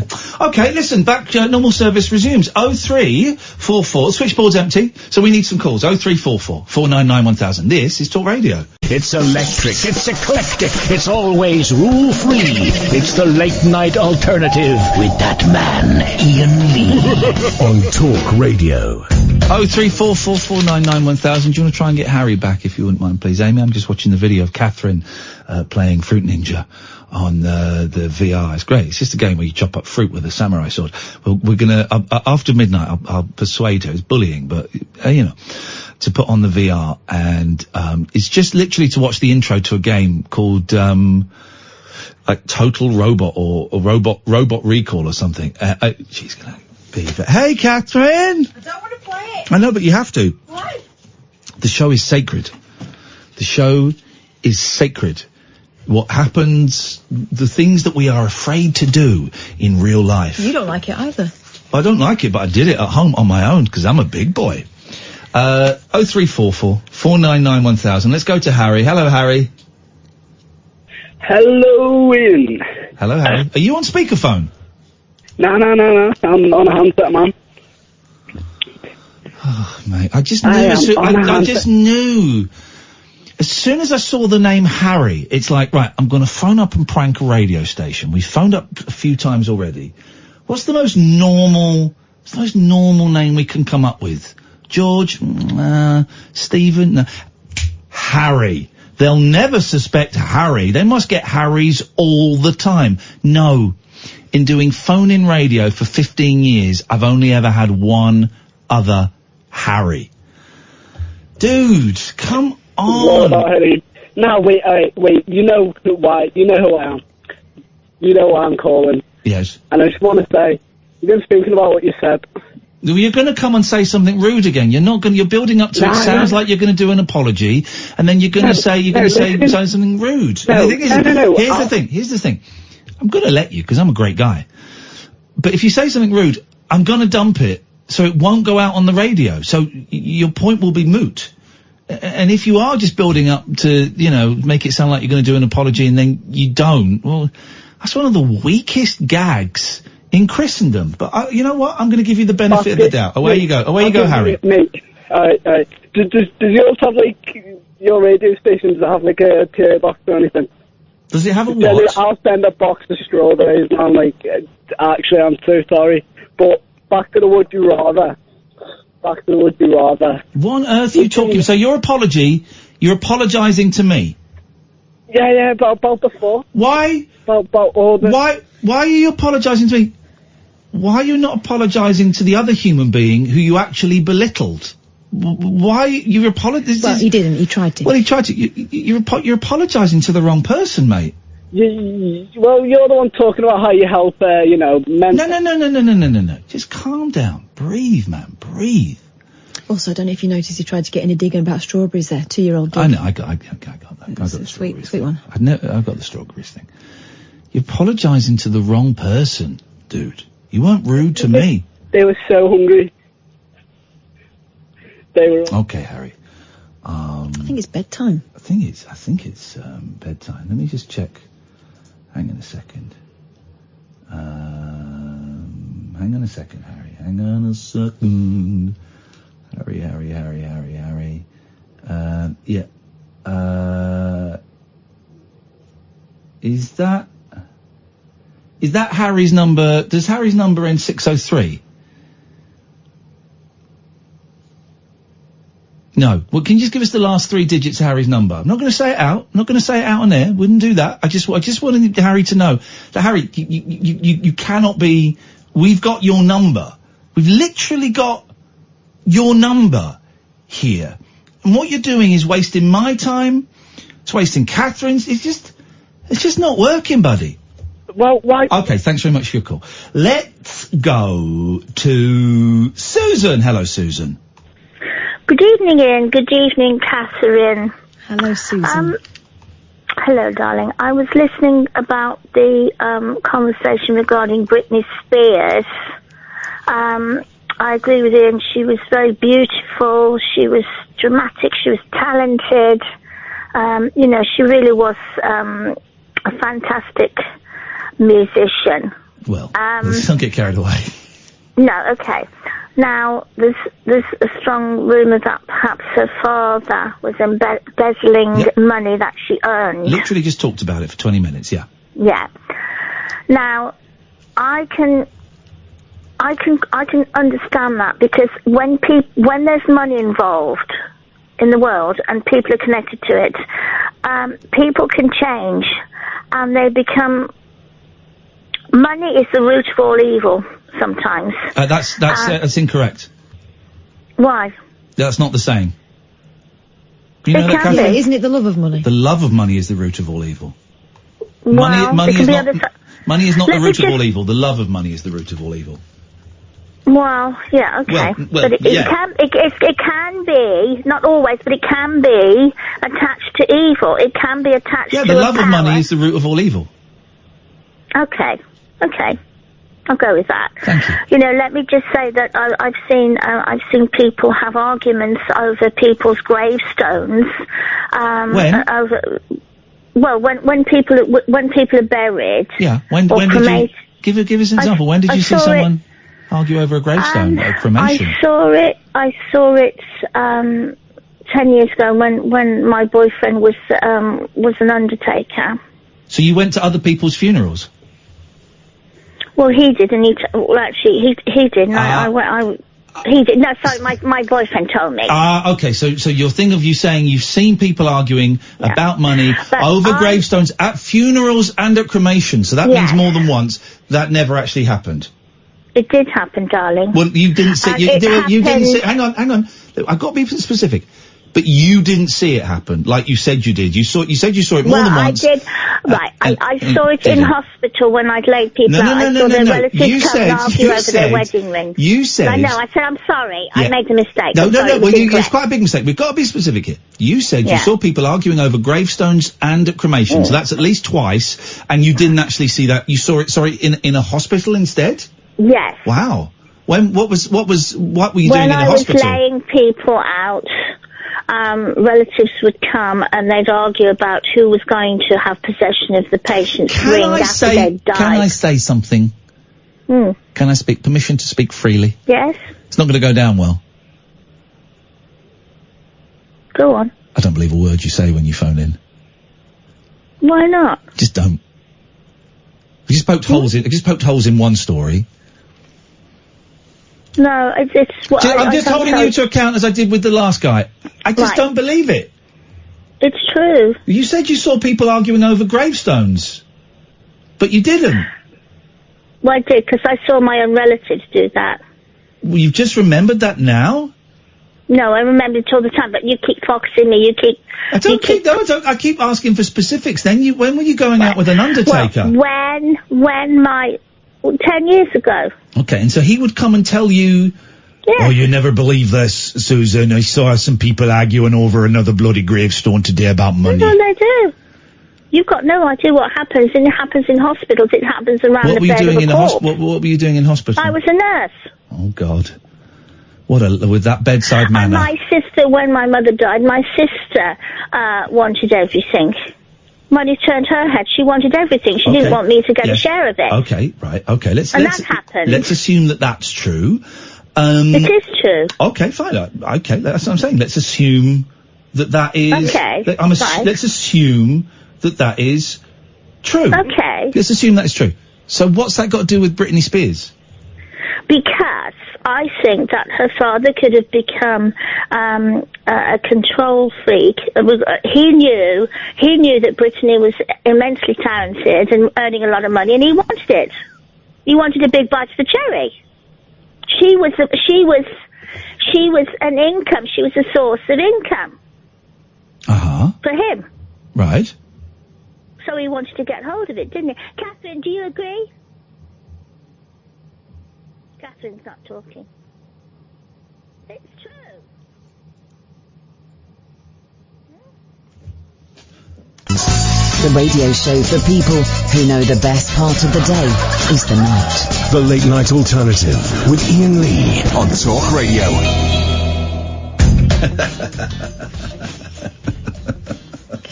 You really are despicable. Terrible behaviour. 0344 499 1000. This Friday is Friday the, excuse me, 13th. It's a full moon. So Friday, we're taking calls straight to air. Yeah. For the whole 3 hours. We're having one of them full moon parties minus, well, we won't be taking any drugs and we won't be drinking from goldfish bowls, but apart from that, the same.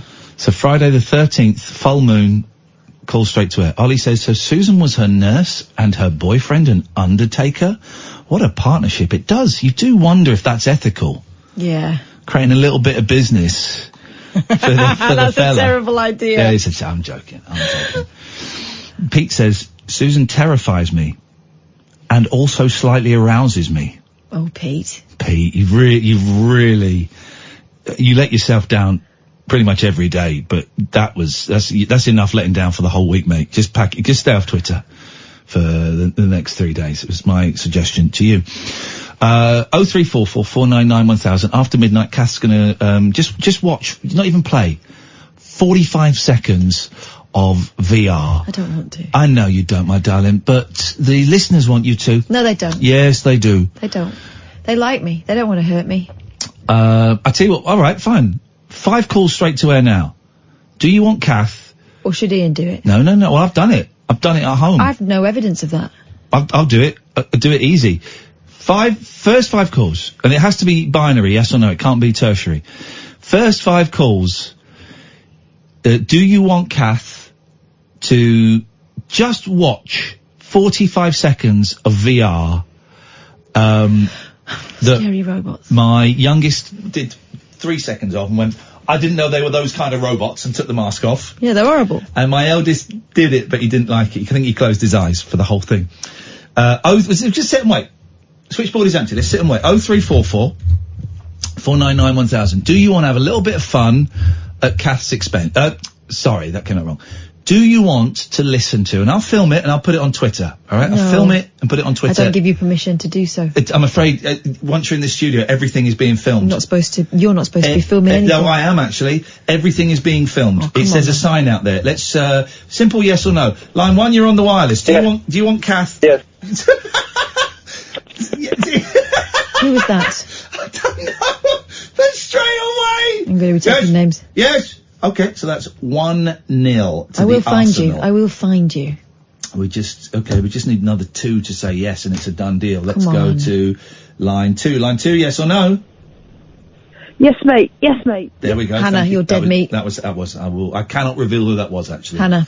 Well, Reported. okay. I cannot tell you that was Hannah. It was Hannah. Okay. Well, okay. You said that. I didn't tell her It that. was Hannah, everyone. Okay. Let's go to line 3. Yes or no? Yeah. There we go. It's a whitewash. 3. Absolutely. I don't have to do anything I don't want to do. There you go. I might go home. You might go home. You won't go home.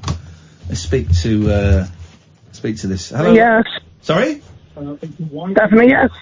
Pete. Don't, you can't read their names. Their names And I'm looking at the call log. No, looking Dearie me, Chris. No, looking at call logs. Dearie me. No. Chris, Hannah, Pete. Okay. All my it's S for them, list. so it's definitely happening. We don't need any more. Okay, well, we'll take this one just because we might get a full house here. Kath's full house. Yes, line 5. Yes.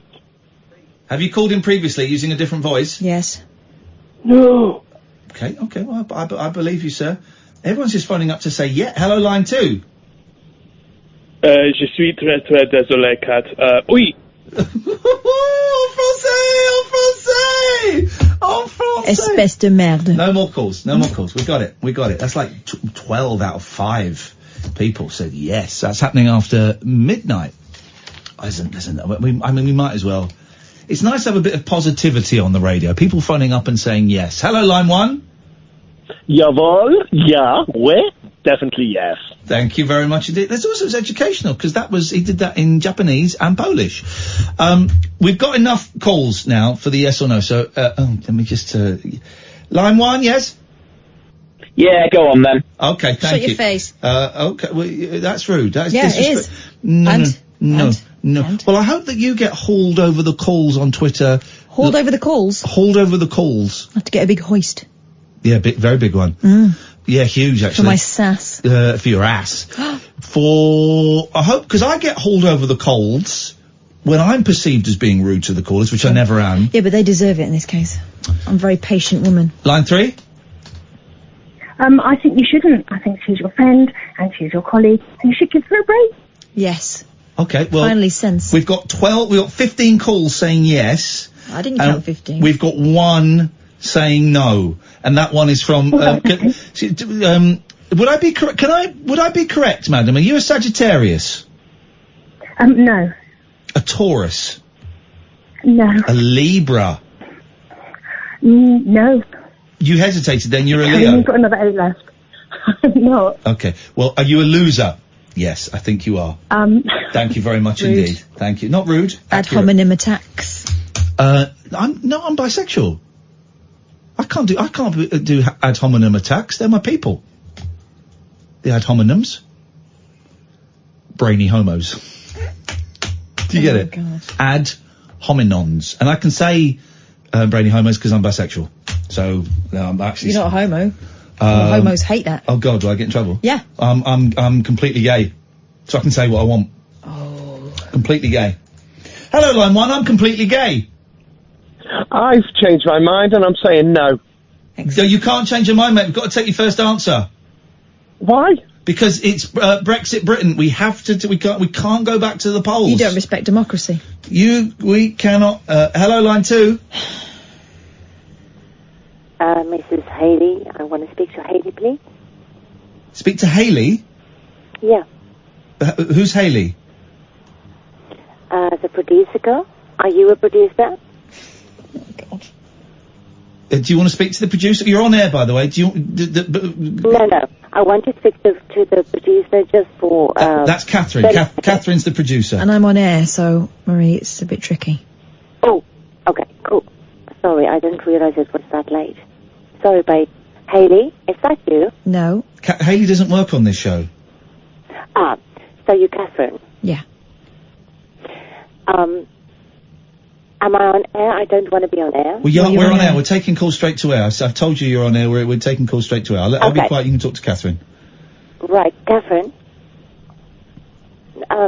Another time. I want to speak to Haley. Another time. Okay, well, you'll need to phone a different show if you want to speak to Haley. Pardon? Haley doesn't work on this show. Sorry, I haven't kept track of time. The moon is up, the stars are out. Okay, excellent. Thanks very much. Bye. Bye. I mean, why do we always get a little portrait of where she is? Amy, you can take the calls again, please. God, I just had a glimpse into what your life is like, and I'm so sorry. I'm so sorry. God. So. By the way, don't phone up. It's Amy taking the calls tonight. Katherine is the producer of the show. Don't phone up to get a message passed to me, to chat to Amy. It doesn't work like that. Amy is under strict instructions to not engage too much. She knows. She's answering phone calls and getting them through to the show. She's busy. So don't phone up to chat to her or to get messages past me. She will not pass a message on to me. This doesn't work like that. Sometimes I see the people who are answering the calls, who are so much more than just phone, receptionists. But someone phoned in with something to tell you. Don't care. Don't tell me. Do not tell me what it is. I do not want to know. They come on air and they tell me, or they don't. They don't pass it through you. But all of the people that answer the calls are very talented people. They're not researchers, they're all very talented people who do so much more than just answering the calls. So a little bit of respect, please. And Katherine is the producer. Okay. Also, if you push for time, you don't have to call us. Oh, exactly. Simple. Chat is fate. Oh, yeah. Explain what it is for those new to the show. It's the best Christmas We present. don't do Brexit, we do bullshit. Oh, how dare you? Sorry. This was my present from Iain, Christmas. He thought he'd only give me a 6-month subscription to the finest publication covering all things supernatural and paranormal. Yeah. But it turns out, actually, he had given me a whole year's worth. Also, the super thing about this is I'm always about 2 months ahead, so it's like reading the future. October 2019. Chat It's Fate. Let's look at the front page. Yeah. I always find this a treat. So it's basically one of those silly magazines that's rubbish, but instead of it being about celebrities or people, I saved my husband from drowning in a vat of puke, it's like spooky stuff. Yeah, like a satanic monk hacked out his own heart, now he wanted mine. Wow, blimey.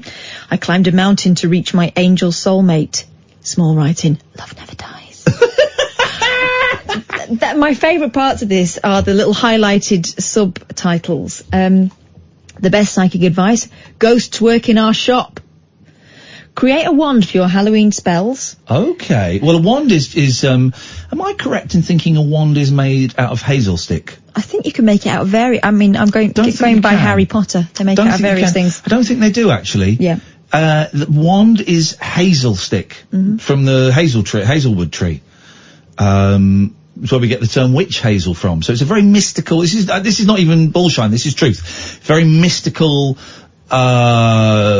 tree, the hazelwood tree, and you get a hazel stick. It's imbued with very spiritual properties. Okay. And that's not even a joke. No, I know, you're a very serious man.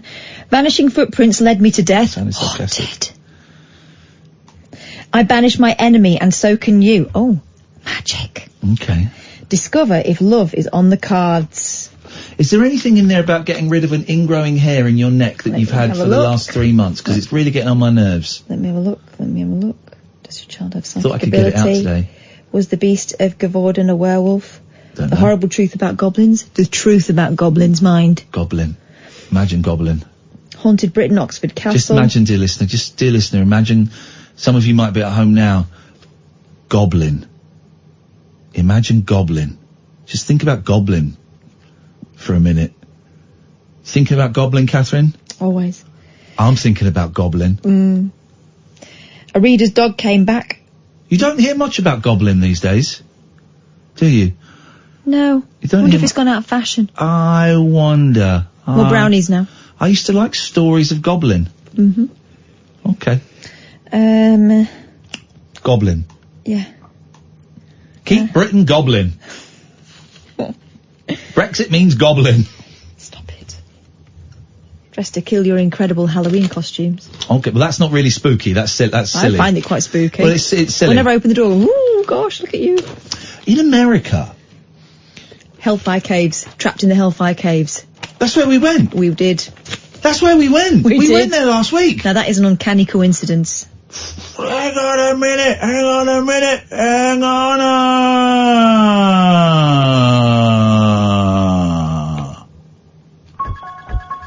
We were in Hellfire Caves last week. Give it to me, baby. This is the story of Jackie Ann Taylor, 51, from Portland, Dorset. And if I know chat, it's fate. Whenever anyone else is mentioned, you will get their full names and ages too. We've got 58:30, but we can carry on after the news. We're going to have to. This is a long one. Beautiful. Scrolling through his phone one evening, my husband, Richard, 46, exclaimed with excitement, "Look at this Facebook post," he said. "It's for an overnight Halloween ghost hunt. Check out where it is." Goblin?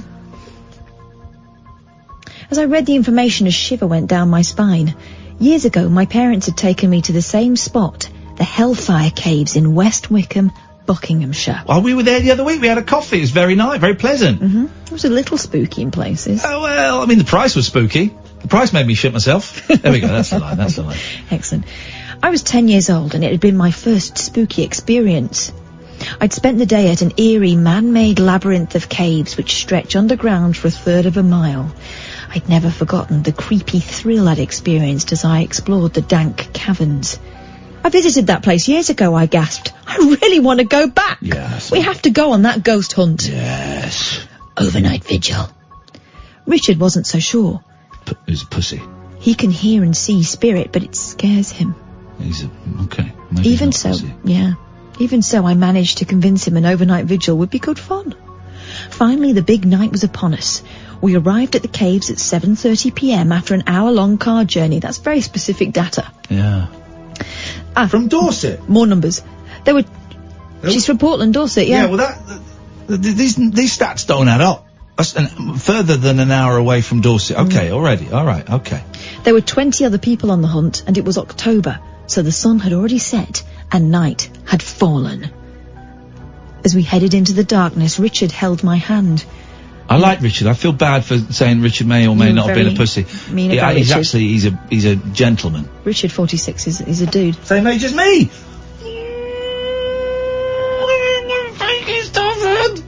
Now that I was in the caves, I wasn't feeling quite so brave. "What's that?" I squeaked. In the dark, I saw the outline of a figure. It wasn't a ghost, but a creepy mannequin with a plaque explaining the cave's weird and wonderful history. There's a lot of that going on. of mannequins there. A lot of mannequins. Building project. In 1748, the caves were commissioned by Sir Francis Dashwood. I think she's just copying the plaque that's at the beginning there. Blah, blah, blah, blah, blah. The idea was the chalk dug out of the interconnecting caves and passages would supply material for a road between West Wickham and High Wycombe, and the project would give local men much needed work. We know the history of Wickham Caves. We read it.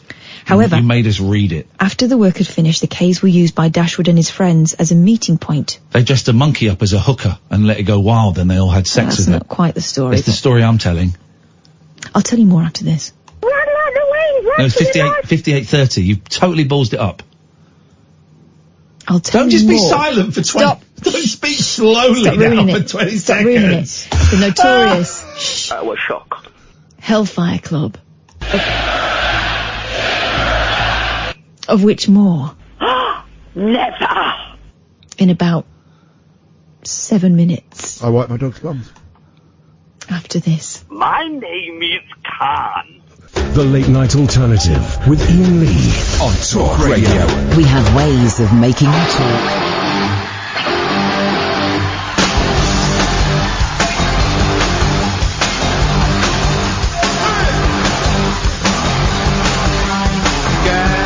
You really got me going. You got me so I don't know what I'm doing. Yeah, you really got me now. You got me so I can't sleep at night. Yeah, you really got me now.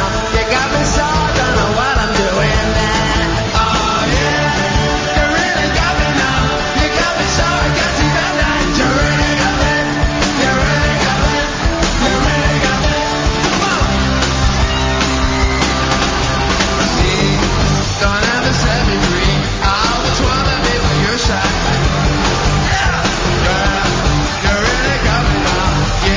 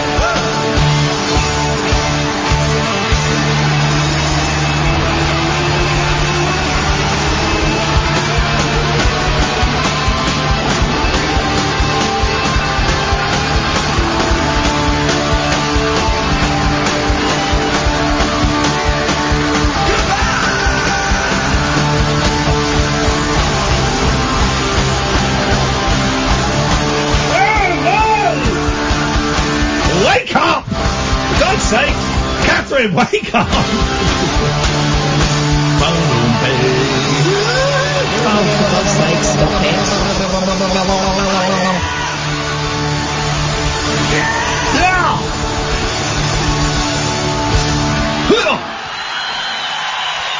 Right, that was quite a lot of unnecessary wanging on. Late Night Alternative, Iain Lee, Katherine Boyle, back to the spook.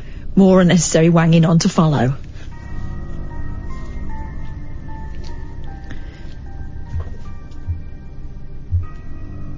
So these caves were used by Sir Francis Dashwood as a meeting point for the Hellfire Club.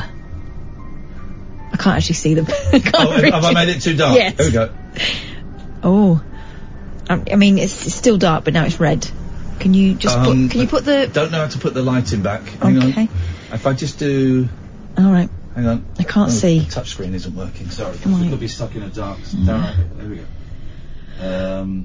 Okay, well, I could just about see. I can fix that. Yeah, there we go. No, that's too bright now. This notorious group was made up of politicians, noblemen, and other high-ranking member of society.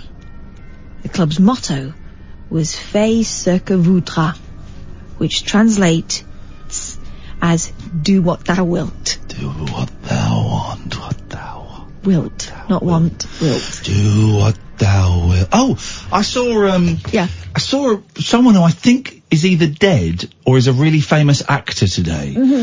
Right. He's a famous actor. You'd know his face, but you wouldn't know his name.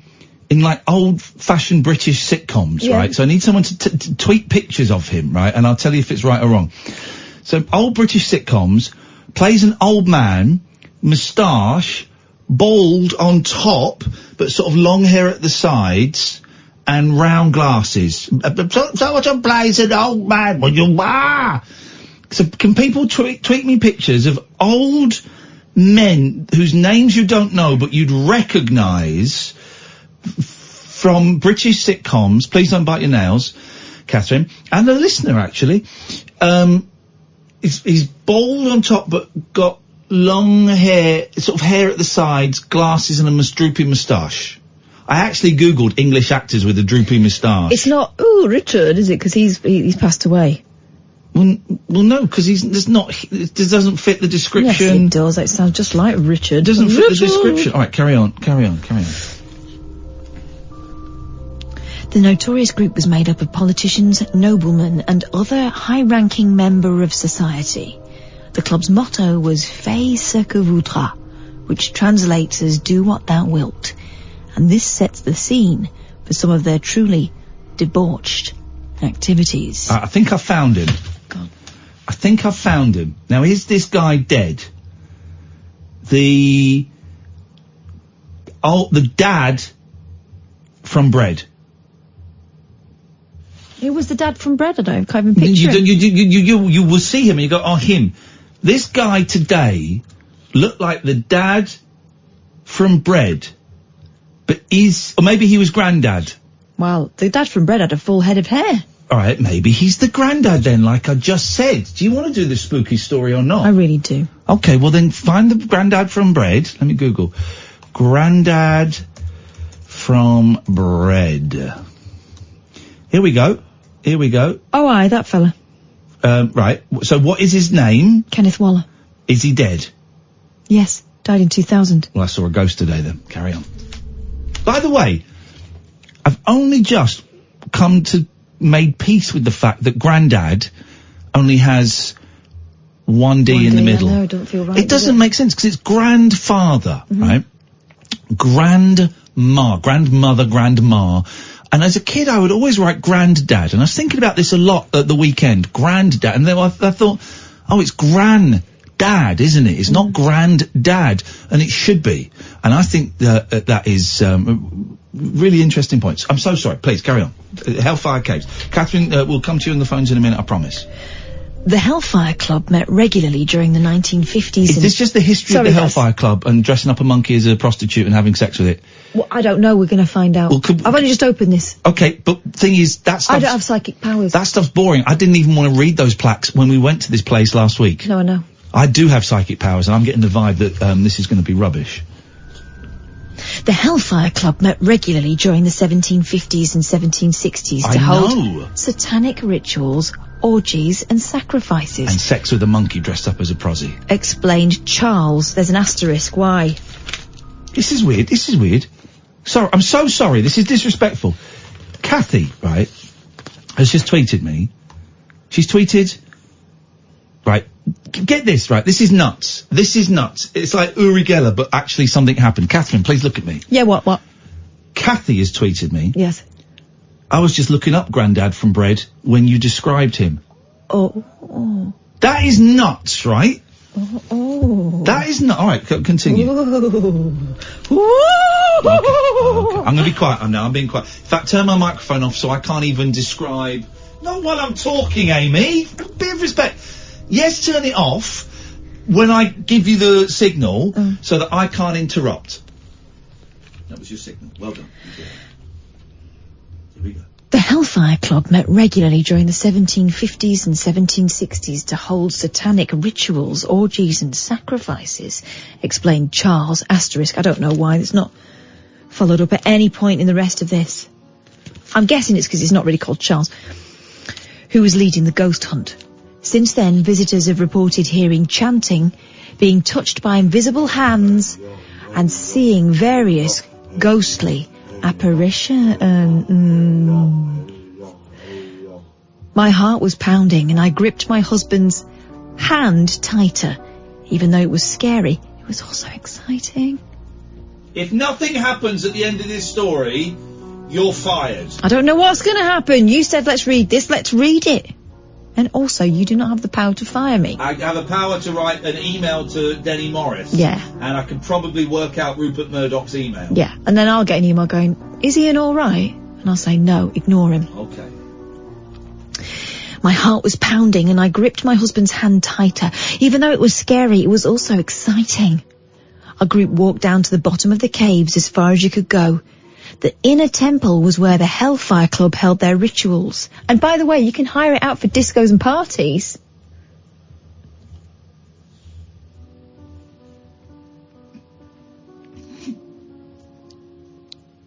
But I don't know if they do orgies anymore. You'll have to clean up after yourself.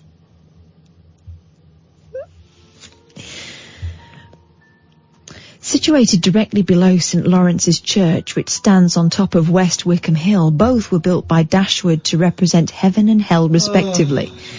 It's said that Dashwood would administer the sacrament to his pet baboon here. Here you go, this is a bit you like. Yeah, dressed up as a sex worker and they had it. In a perverse, satanic reversal of the holy rites going on above. Blimey, it's freezing in here, I whispered to Richard. I was glad we brought our sleeping bags to sleep in later. Well, that's what our sleeping bag's for. Look at this, said one of the ghost hunters. The man shone his torch on the wall and it created a looming shadow. I had to stop myself from screaming. It was time to contact the spirit world. That's in quote marks, contact the spirit world, like, pretend. We huddled together inside a small area, a cave within a cave. Charles lit some candles, and everyone fell silent. I felt fear ripple through me. I was deep underground, and there was only one way into the caves, and one way out. Right, turn me up, because this, you're not even, like, halfway through the story, and nothing is happening. We've got Katherine on the line, we've got VR to do, nothing's happening. Can you not just skip forward a bit to... If anything happened now, there was nowhere to run or hide. Charles blew out the candles one by one. No, what you're doing is you're just reading it in a sarky voice. Well, I'm fast forwarding. That's not the same. It's the same right, speed. Well, look, here's right. Coming up, we've got in red writing that I like the best. Yeah. We've got invisible children and sinister presence. Well, get to those bits. I'm there. Right, we're gonna get right. You tell you what, I try and make a vibe here, right? A spooky vibe, and you just puncture it every time. No, this is rubbish. You blast in. We're gonna have a break. During the break, do a little bit of prep. Look for the good bits in that story and jump to it. Jump to it, boy. This is boy. Yeah, so angry right now. I'm furious. I can't even say the name of the station. Can see it in your face. Oh, Talk Radio. The radio show where the owls are not what they seem. Do you or have you ever watched Twin Peaks? The Late Night Alternative with Iain Lee We could be dreaming and meeting each other in our dreams. on Talk Radio. Very interesting text here. I think she's playing for time, so there will be no VR. There will be time for VR. Who's she? The cat's mother. Have you got to the good bit of the story? Suddenly I heard a rattling noise. Small stones were being thrown at my feet. Okay. Ah! Hey! What? We spoke to one of the young women that worked at the centre. Said someone had thrown a and stone. I said, have you ever seen a ghost in there? And she said, no. But I did have I went in there on, she was like 20, I guess, early 20s. So I went in there to do the check on my own, and someone threw a stone at me, and when I came out, and there was a mark on my back from it. Small stone. Invisible children. No one from the group could have thrown the stones because we were in a circle. They had no hand. They were in a circle. To throw the stones, they would have had to have broken the circle. No. Whoever is throwing the stones, can they throw more, please? Oh, yeah. Said Charles calmly. This is genuinely brilliant now. I wasn't the only person freaked out by the stones. I couldn't believe it was happening. It was both thrilling and terrifying. No. After a few minutes, more stones were thrown. I sense it's the spirits of children throwing them, Richard whispered. I sense it's the spirits of children throwing them. Yeah. Richard whispered to me. They're in the entrance of the tunnel, but too scared to enter. That would be it. Yeah, that makes sense. Our group walked further down another tunnel and ended up inside a small room-like space. There's only one tunnel. Charles placed an EVP machine. I'm so sorry. That's those little meters that just go... At the entrance, this ghost hunting gadget has a red light that flickers if it detects movement. Within a few minutes, the box's red light started flickering. Something was near the entrance, but what? That is when the atmosphere changed. Can you be a bit quieter with your ginger nuts over there, please? Sorry, I'm sorry. Something was near the entrance, but what? That's when the atmosphere changed. It suddenly felt heavy and sinister. Can you sense anything? Richard whispered. I gulped. Something is watching us. Did you just fart? Yeah? Did you just fart? I was doing sound effects. And I will use any tool at my She disposal. gulped, she didn't fart. I was creating the wind tunnel. Well, it does feel evil, she's right. I know, it feels like the presence is on our right, added my husband. It was time to make our way back into the main cave for the overnight vigil. Shivering with a mixture of terror and nervous excitement, I was wondering if Richard and I actually had the guts to go through with this and spend the entire night in the caves. If they bottle out, I'm going to be so... we're driving to Dorset. It only takes an hour, apparently. And we're going to kick their butts. But we'd come this far, so we had to stay. Our ghost hunting group headed to the banqueting hall, which is where you can have a disco. Yeah, it's like a big thing in the centre. And there's like a table in the middle of the room, right?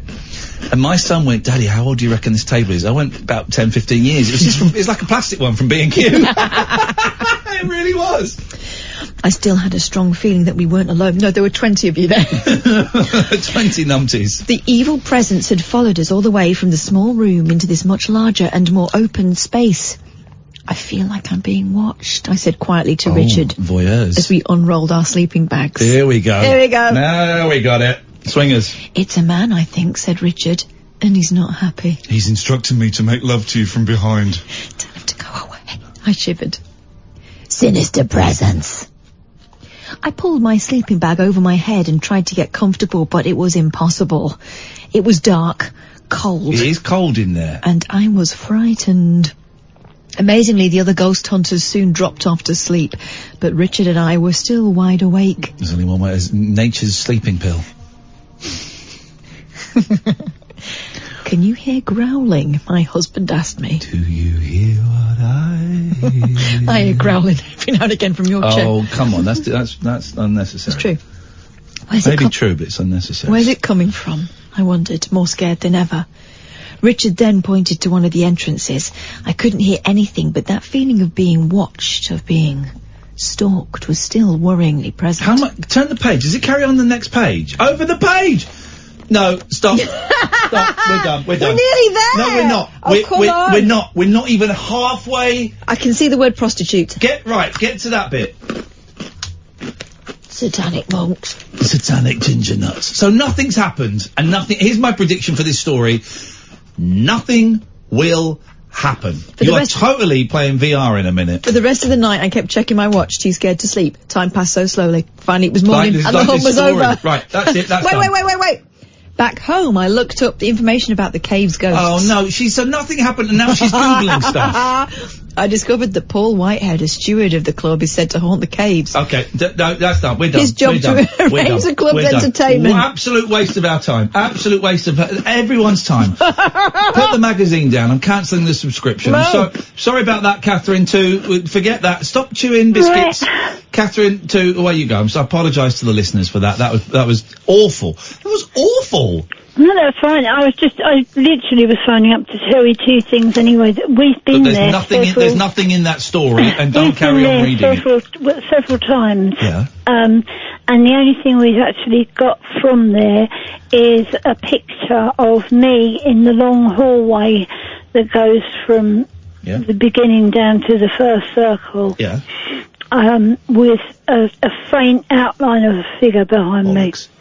That's the only thing we've got. Yeah, there's loads of people there. It's full of and it's a shadow. We've been there, I don't know how many times. It's not haunted. And we also went upstairs to the church that's on the upper ground. Yeah. And that's a lot more interesting than actually going to We couldn't be bothered to walk up the hill, if I'm completely honest, because it was quite a steep hill. It is a steep hill, but it's well worth going up if you can. The caves, I like the caves. I think they're too expensive. But and there's nothing there, and there's no ghosts. But they do very, very, very nice toasted sandwiches. Toasty was very nice toasties there. I recommend the beans on toast because my eldest had it and it was nice. Yeah. All right, nice one, Catherine. Thank you very much indeed. Right, your punishment. No, I don't want to. Okay, that's fine. Take your headies off. No. That's okay, I know you don't want to. I don't like these. I'm just going to turn it on. Right. I don't like them. Oh, hang on a minute. I'll tell you, because we're stuck in Angry Birds at the moment. So I like Angry Birds, they're cute. Okay, it's fine. Here you go. Right, what you need to do. No. It's okay. Just take your headies off and put this on. No. That's all right. We're just going to put the VR unit on, and Catherine is going to... No. Here's your controller. I don't like these robots, they're scary. That's all right, Mother. There's your left controller. You should be able to see me through the thing. Can you see me? No. Well, just wait.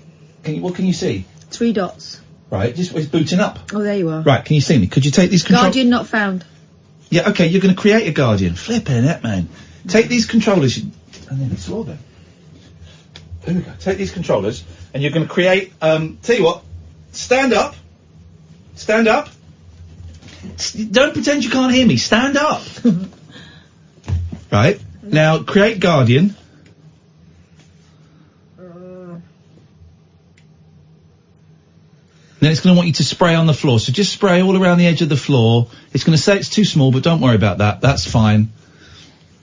Don't worry, guys. I'm going to film this, and we're going to just accept. It's all good. Oh, no. Oh, Angry Birds, hello. No, right, come out of Angry Birds. Okay, I'm out. No, you're not out of Angry Birds. Come out of Angry Birds. No, don't play. Meow. Don't play Angry Birds. Come out of Angry Birds. Oh, they're so cute. Right, No. I'm touching it. Who's I'm touching touching it. It was me, obviously. Who else is it? Right, and that should now say quit Angry Birds. Yeah. Right, quit Angry Birds. Then I want you to go to the library. No. Yes. You see the No. Flipping heck, man. It's like getting my mum to use a mobile phone. In front of you, there's like a black... What does it say? Yes. What does it say? Library. Right, click on library. Yes. Then there should be a list of games. Yes. Is there one called like Robo Recall? Yes. Click on Robo Recall. I don't like it. Just do it! Just do it! Click on Robo Recall. Okay, that's all you got to do. Oh, my finger's stuck. Oh no, I don't. Eesh. Is that the front? I don't know. Is that the front? No, that's not the front. All right. You want to whack that one as well, Amy? Is it facing the right direction? Okay. Oh no, this is horrible. What can you see? Saying press any button. Right, press any button then. Okay, tell me what you can see. Just describe what you can see. Saying it's got a scary picture of a robot Yeah. jumping at me Right. on like blades, Okay.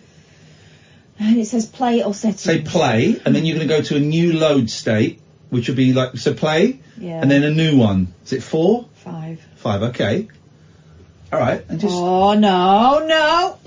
Just, alright, and just describe what you can see. In the near future, and I'm in a street. And walk around, walk forwards, and you can walk up between the robots. They're going to get me. Describe it. No, it's got lanky robots. I don't like it. Take a couple of steps forward. No. They look pointy. Alright? I don't like it. That's okay. They're going to turn around and get me. No, they're not. They are. What? There's a news broadcast saying the robots have gone crazy, yeah? Yeah, And the they're all robots... walking. I don't like it. Keep it on. No. Keep it on. There's another 20 seconds. Keep it on. Keep it on. Keep it on. They're going to No, they won't keep... What you saw? They won't start walking over. I've had enough of that. Yeah, that's terrible. Not for me, thank you.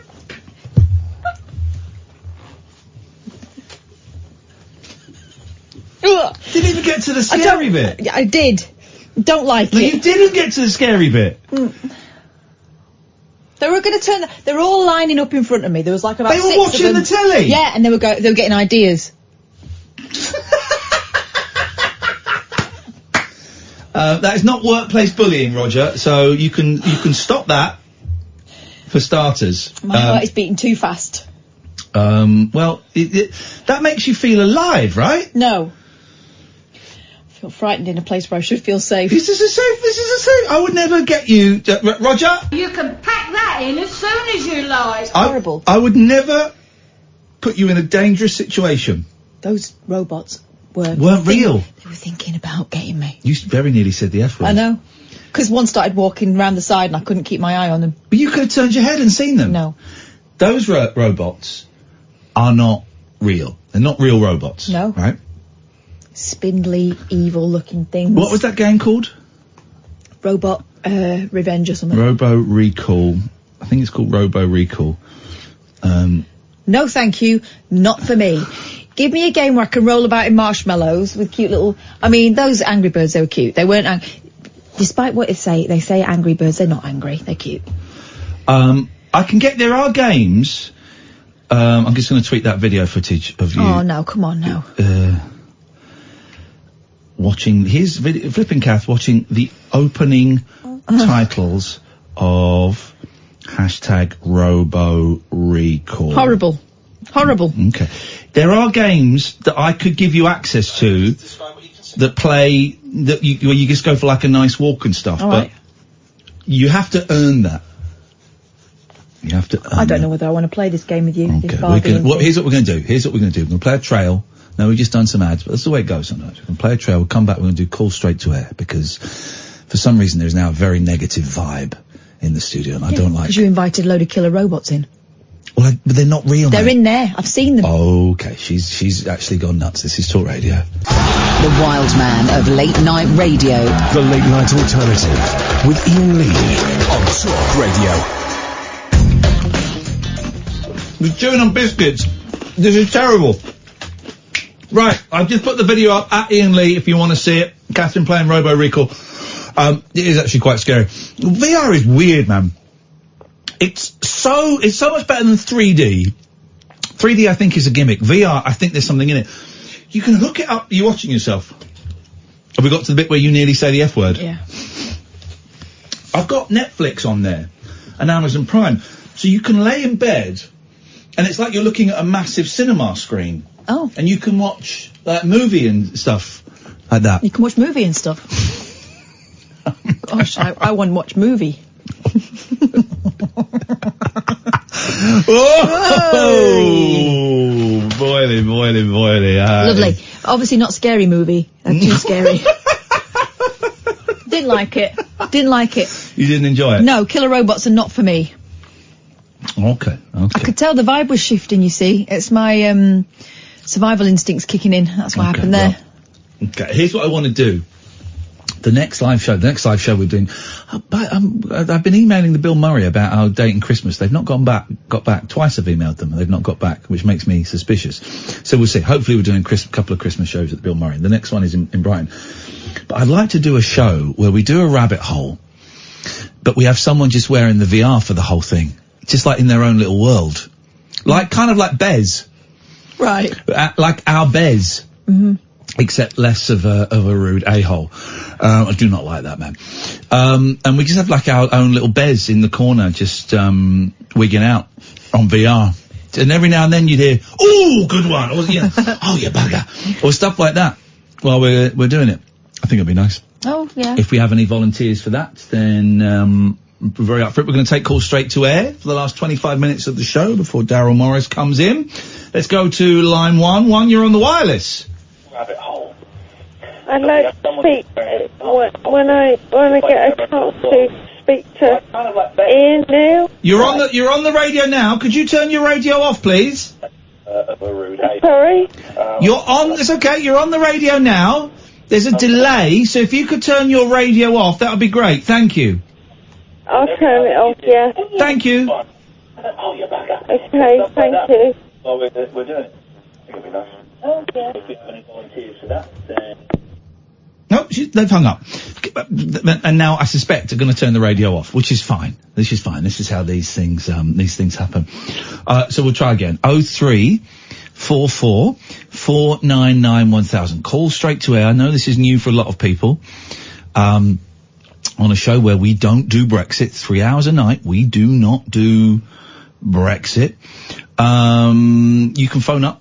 Don't swear. Don't be libelous. There's a 7-second delay, so we can dump anything that you say. And you heard the delay there with that last caller. So kind of be able to, when you hear a voice on the phone, you're on the air. Yeah. So be able to switch your radio off, because otherwise, as soon as you hear a voice on the phone, because otherwise it gets very confusing. Pro tip.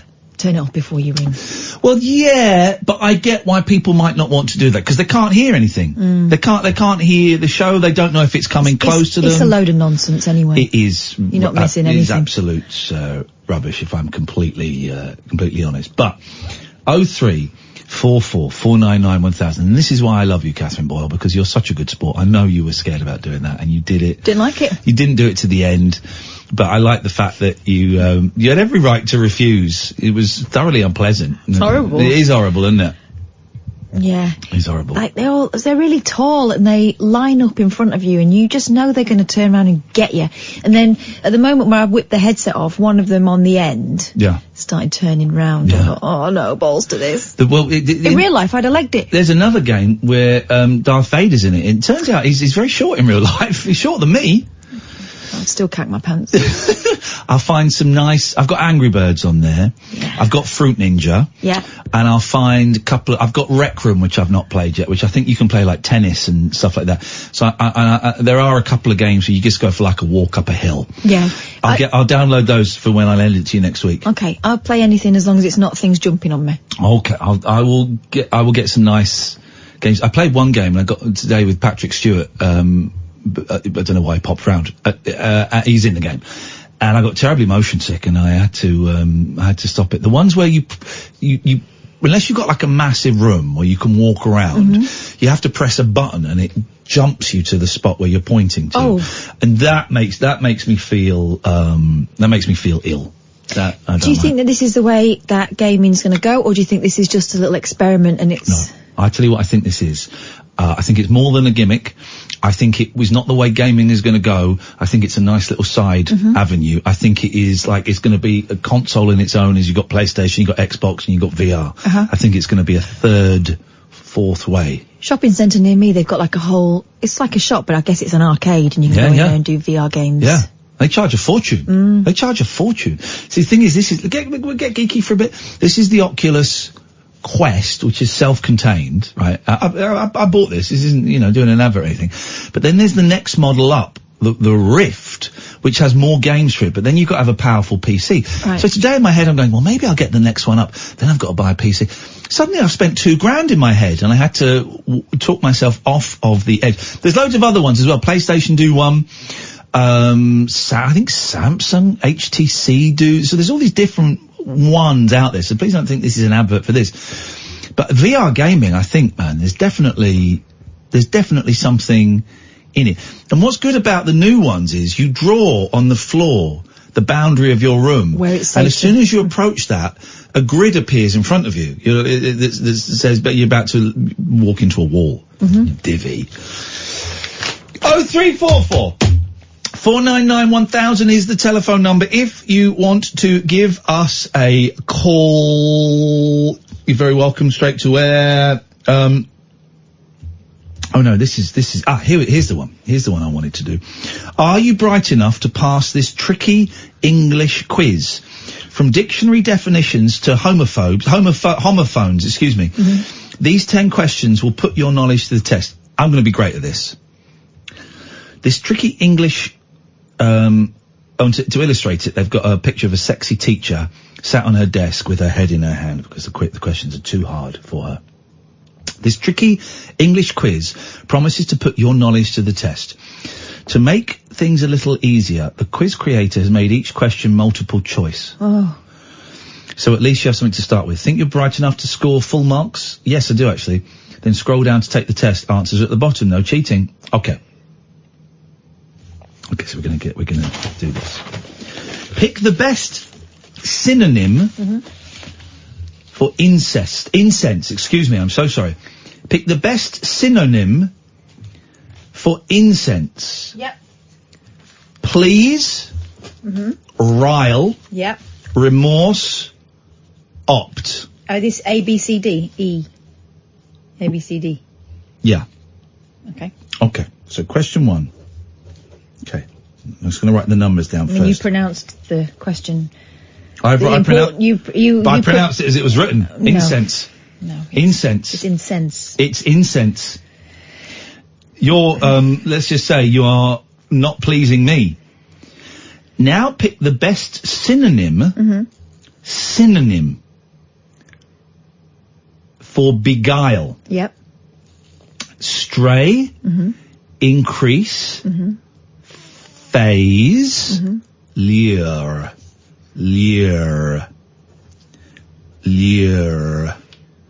stray, increase, phase, lure. 3. There's a missing word here.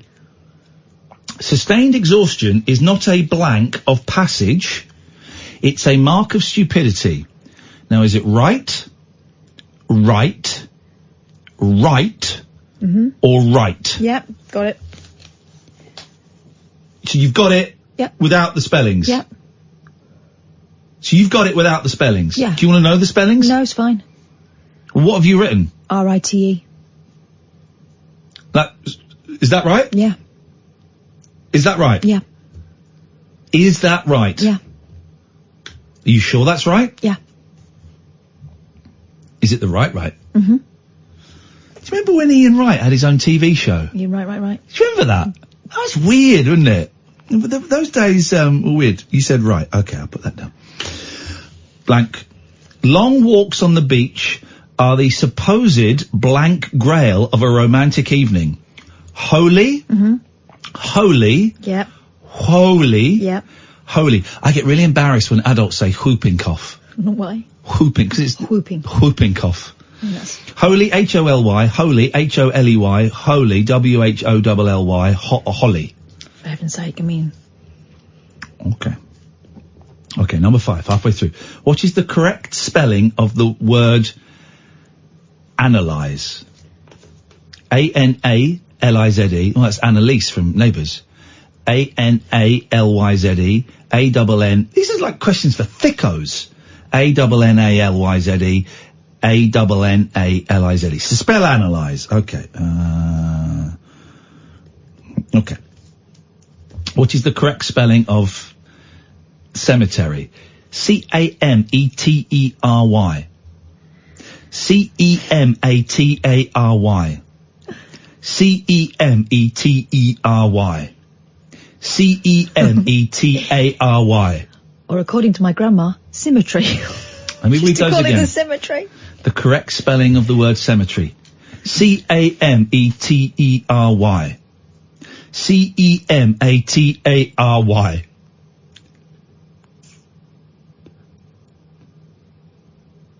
C-E-M-E-T-E-R-Y. C-E-M-E-T-A-R-Y. Now, do you know what? I'm not totally sure. Cemetery. Cemetery. Cemetery. I don't actually know this one. Well, now I'm looking at it a lot. I'm starting to doubt myself.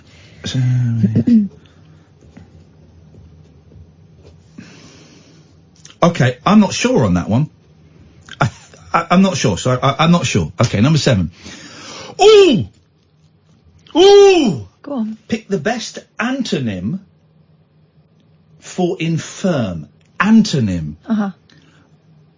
I'm guessing antonym means opposite. Right.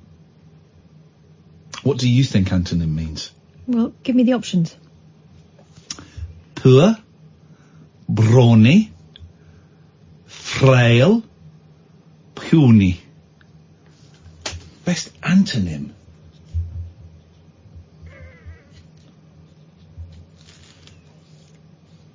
Come back to that one. Come back to 7. Okay, number 8. Pick the best antonym for might. Solidity, harmony, tenure, debility. Why have these suddenly got really, really hard? Even Kath's pulling a face now. Yes, mate. Do you know these, Amy? Good. Okay, good. We're all thick together. Pick the best antonym. What's an antonym? Ant, I think, means opposite. But then what's the opposite of what's the opposite of infirm? Well, that wouldn't work with infirm. You'd think it would be would it? well or something, wouldn't you? So that's why I'm thinking it is a kind of an accompanying word. Ant means outside. Auntie is outside. Your auntie is outside, so let her in. Yeah, but ant can also mean like before. Okay. Like ante chamber. Yeah, some auntie outside. Ante room. It's outside. Mm-hmm. So before. Nim, Mrs. Frisbee, and the rats thereof. Mrs. Frisbee and the rats of Nim. So outside rats. Pick the best outside rats for infirm. Pick the best antonym for infirm. Poor, brawny, frail, puny. All right, I'm gonna go. All right. And what was the second? What was the Pick next the one? best antonym for might. Solidity, harmony, tenure, debility. Got it. It's easy. It's easy once you know it. It's easy. Number 9. Then we'll do a break, then we'll get the answers. Old blank, best to burn, old wine to drink, old friends to trust, and old authors to read. So it's wood. Oh, it's wood. And they've got W-O-O-D, W-O-U-L-D, wood, W-O-O-E-D, woad, W-O-U-D. Well, that's, if you don't get that, you're thicko. And last one. You can't blank people's dreams. Censor, C-E-N-S-E-R, censor, S-E-N-S-O-R, censor, C-E-N-S-O-R, censor, C-E-N-C-E-R.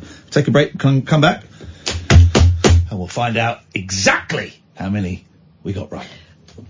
That last one, spell them out for me again. No. Yes. Why?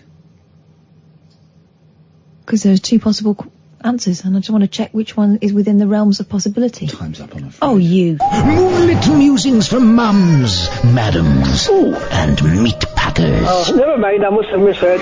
The Late Night Alternative with Iain Lee. The station's brilliant. On Talk Radio.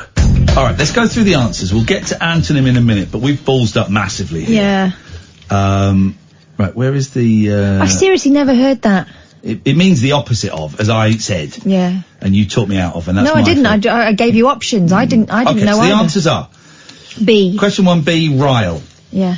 Question 2... D. Lure. Yeah. Question 3, right. R-I-T-E. Yeah. Question 4, holy. H-O-L-Y. Yeah.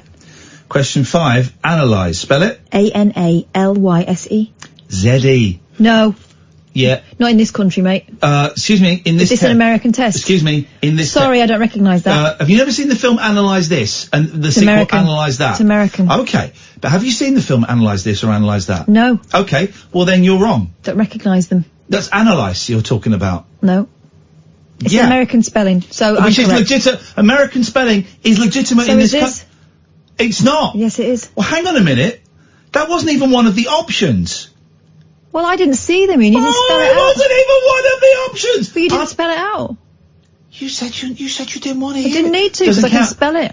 You got one wrong. No, I didn't. I'm afraid you did. Sorry. It wasn't one. No, No. no need to apologise No. to me. I no need to No. apologise. I accept I'm your not going apology. to play with you anymore. I accept your apology. You're rubbish. You're rubbish sport. Got it Didn't. wrong. Got it right. The Americans got it wrong. Number 6. Yeah. How have you spelt cemetery? Cemetery. That's how I spelt it. Is wrong. It's E. Cemetery. Yeah, I got it wrong. Okay. So it's. I've got 2 one wrong, wrong. 1 wrong. No, for me. one wrong. Okay. So the antonym Yeah. for infirm, the opposite of that. Well, I put frail. I'm So have guessing I. you put frail. Well, it means the opposite. So the opposite of infirm would be brawny, which is what I was going to go for. Okay, so I've not seen the answer for this. So pick the best antonym, the opposite for might. It'd be debility then, would it? Debility, tenure, harmony, or solidity. It'd be debility. It'll be debility, which Yeah. is what I was going to say. It's debility. Well, we've all learned something today. That's good. And I've written it down wrong, but that's not what I meant to. Oh, okay. So you got it wrong. Number 9 is wood. I got that right. Yeah. Number 10 is censor, but because you were annoying me so much, I wrote the wrong one down. Uh-huh. But you didn't spell those out to me either, so... How did you spell it? Well, I couldn't tell from your pronunciation whether censure... No, you said censure. I didn't say censure, monsieur. Well, I asked you afterwards. Afterwards? If you'd spell them out and you refused. No, the test is finished. The exam is finished. Well, I think that's an unfair advantage. Turn your papers up. Put your pens down, please. Put your pen down. I think that gives you an unfair advantage. Boyle, pen down. I want mine to be re-invigilated, please. Yeah? Mm-hmm. Anyway, so... I'm cleverer than you. Well, you're don't like not, it. though. Right, Yeah. we have to do another test tomorrow. Hello, line 1, you're on the wireless. Hello, Ian. Hello, you're on the air. Hello, sweet. Hello, who's this? Mel. Oh, hello, Mel, how are you doing? Oh, not that bloody good. You don't sound very good, what's going on? You want my sweet? You don't sound very good, what is going on? The same shit every day. Yeah. Yeah. I think you need help. And I think... Get it, Ian. Sorry? I'm trying to get it. Okay. Who are you speaking? I can't get it. Who are you speaking to about getting help? My GP. And what's your GP saying? I'll tell you what he said. He said it to my son, but I overheard it. Yeah. Until your mum gets back into a wheelchair, we won't be able to get her in hospital. Until they say that again, Mel. Sorry, it's not the best line. Go on. Well, that's what he said. What did he say? I missed it. He said to my son, until your mum gets back into a wheelchair. Why does the doctor suggest you need to be in a wheelchair? I fought back 3 times in the last year to get out of a wheelchair here. And I've made it. Why are you in? Why? I bet you hate it. Why have you been in a wheelchair? Have you got MS? Yeah. Had you told me you'd got MS? I don't think I don't think you had told me. I recognise the speech, the way you're speaking, is slightly different to how it has been. And my mum's got MS, so I kind of picked up on that. And you, of course, hate being in a wheelchair, right? if I have to be, I have to be. But the only people that I've got to help me is my son, and he doesn't help me. No. And my ex-husband, and all he does is get angry. Okay, well, try not to worry too much about the ex-husband. So if you were to use your wheelchair, what help would the doctor be able to give you?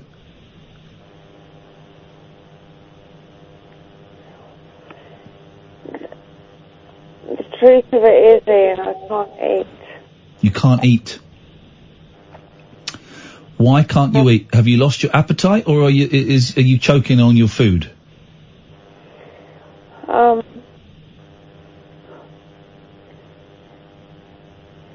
I have no appetite. Right, okay. At all. Yeah. And if I try to eat, I throw up on my... Yeah.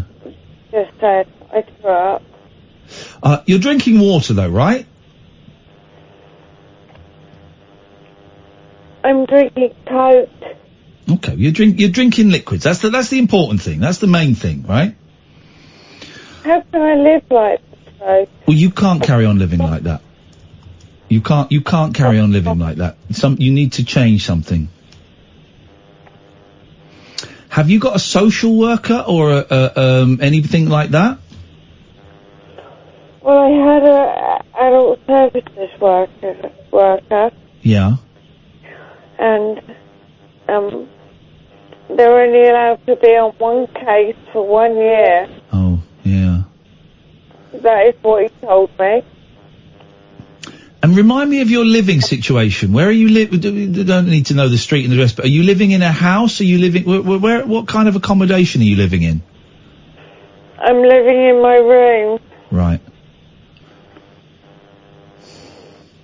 I'm living in my room. I've got a house. Okay. And is your room upstairs or downstairs? Upstairs. Okay. And is it your house? Toilet Is it your house? Yeah, I've always paid the rent. Yeah. You need to be living downstairs. But I've got no toilet downstairs. You need to then I suggest you need to get a commode.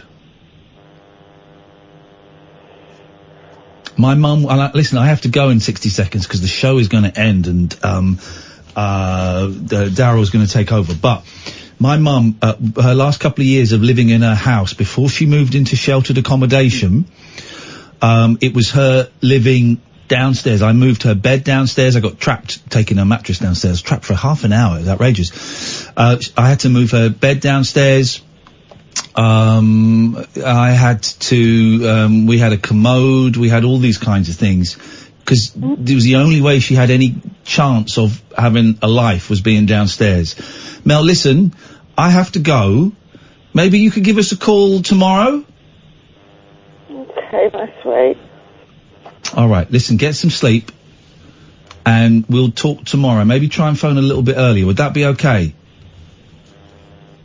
Yeah. It won't always be as bad as this, I promise.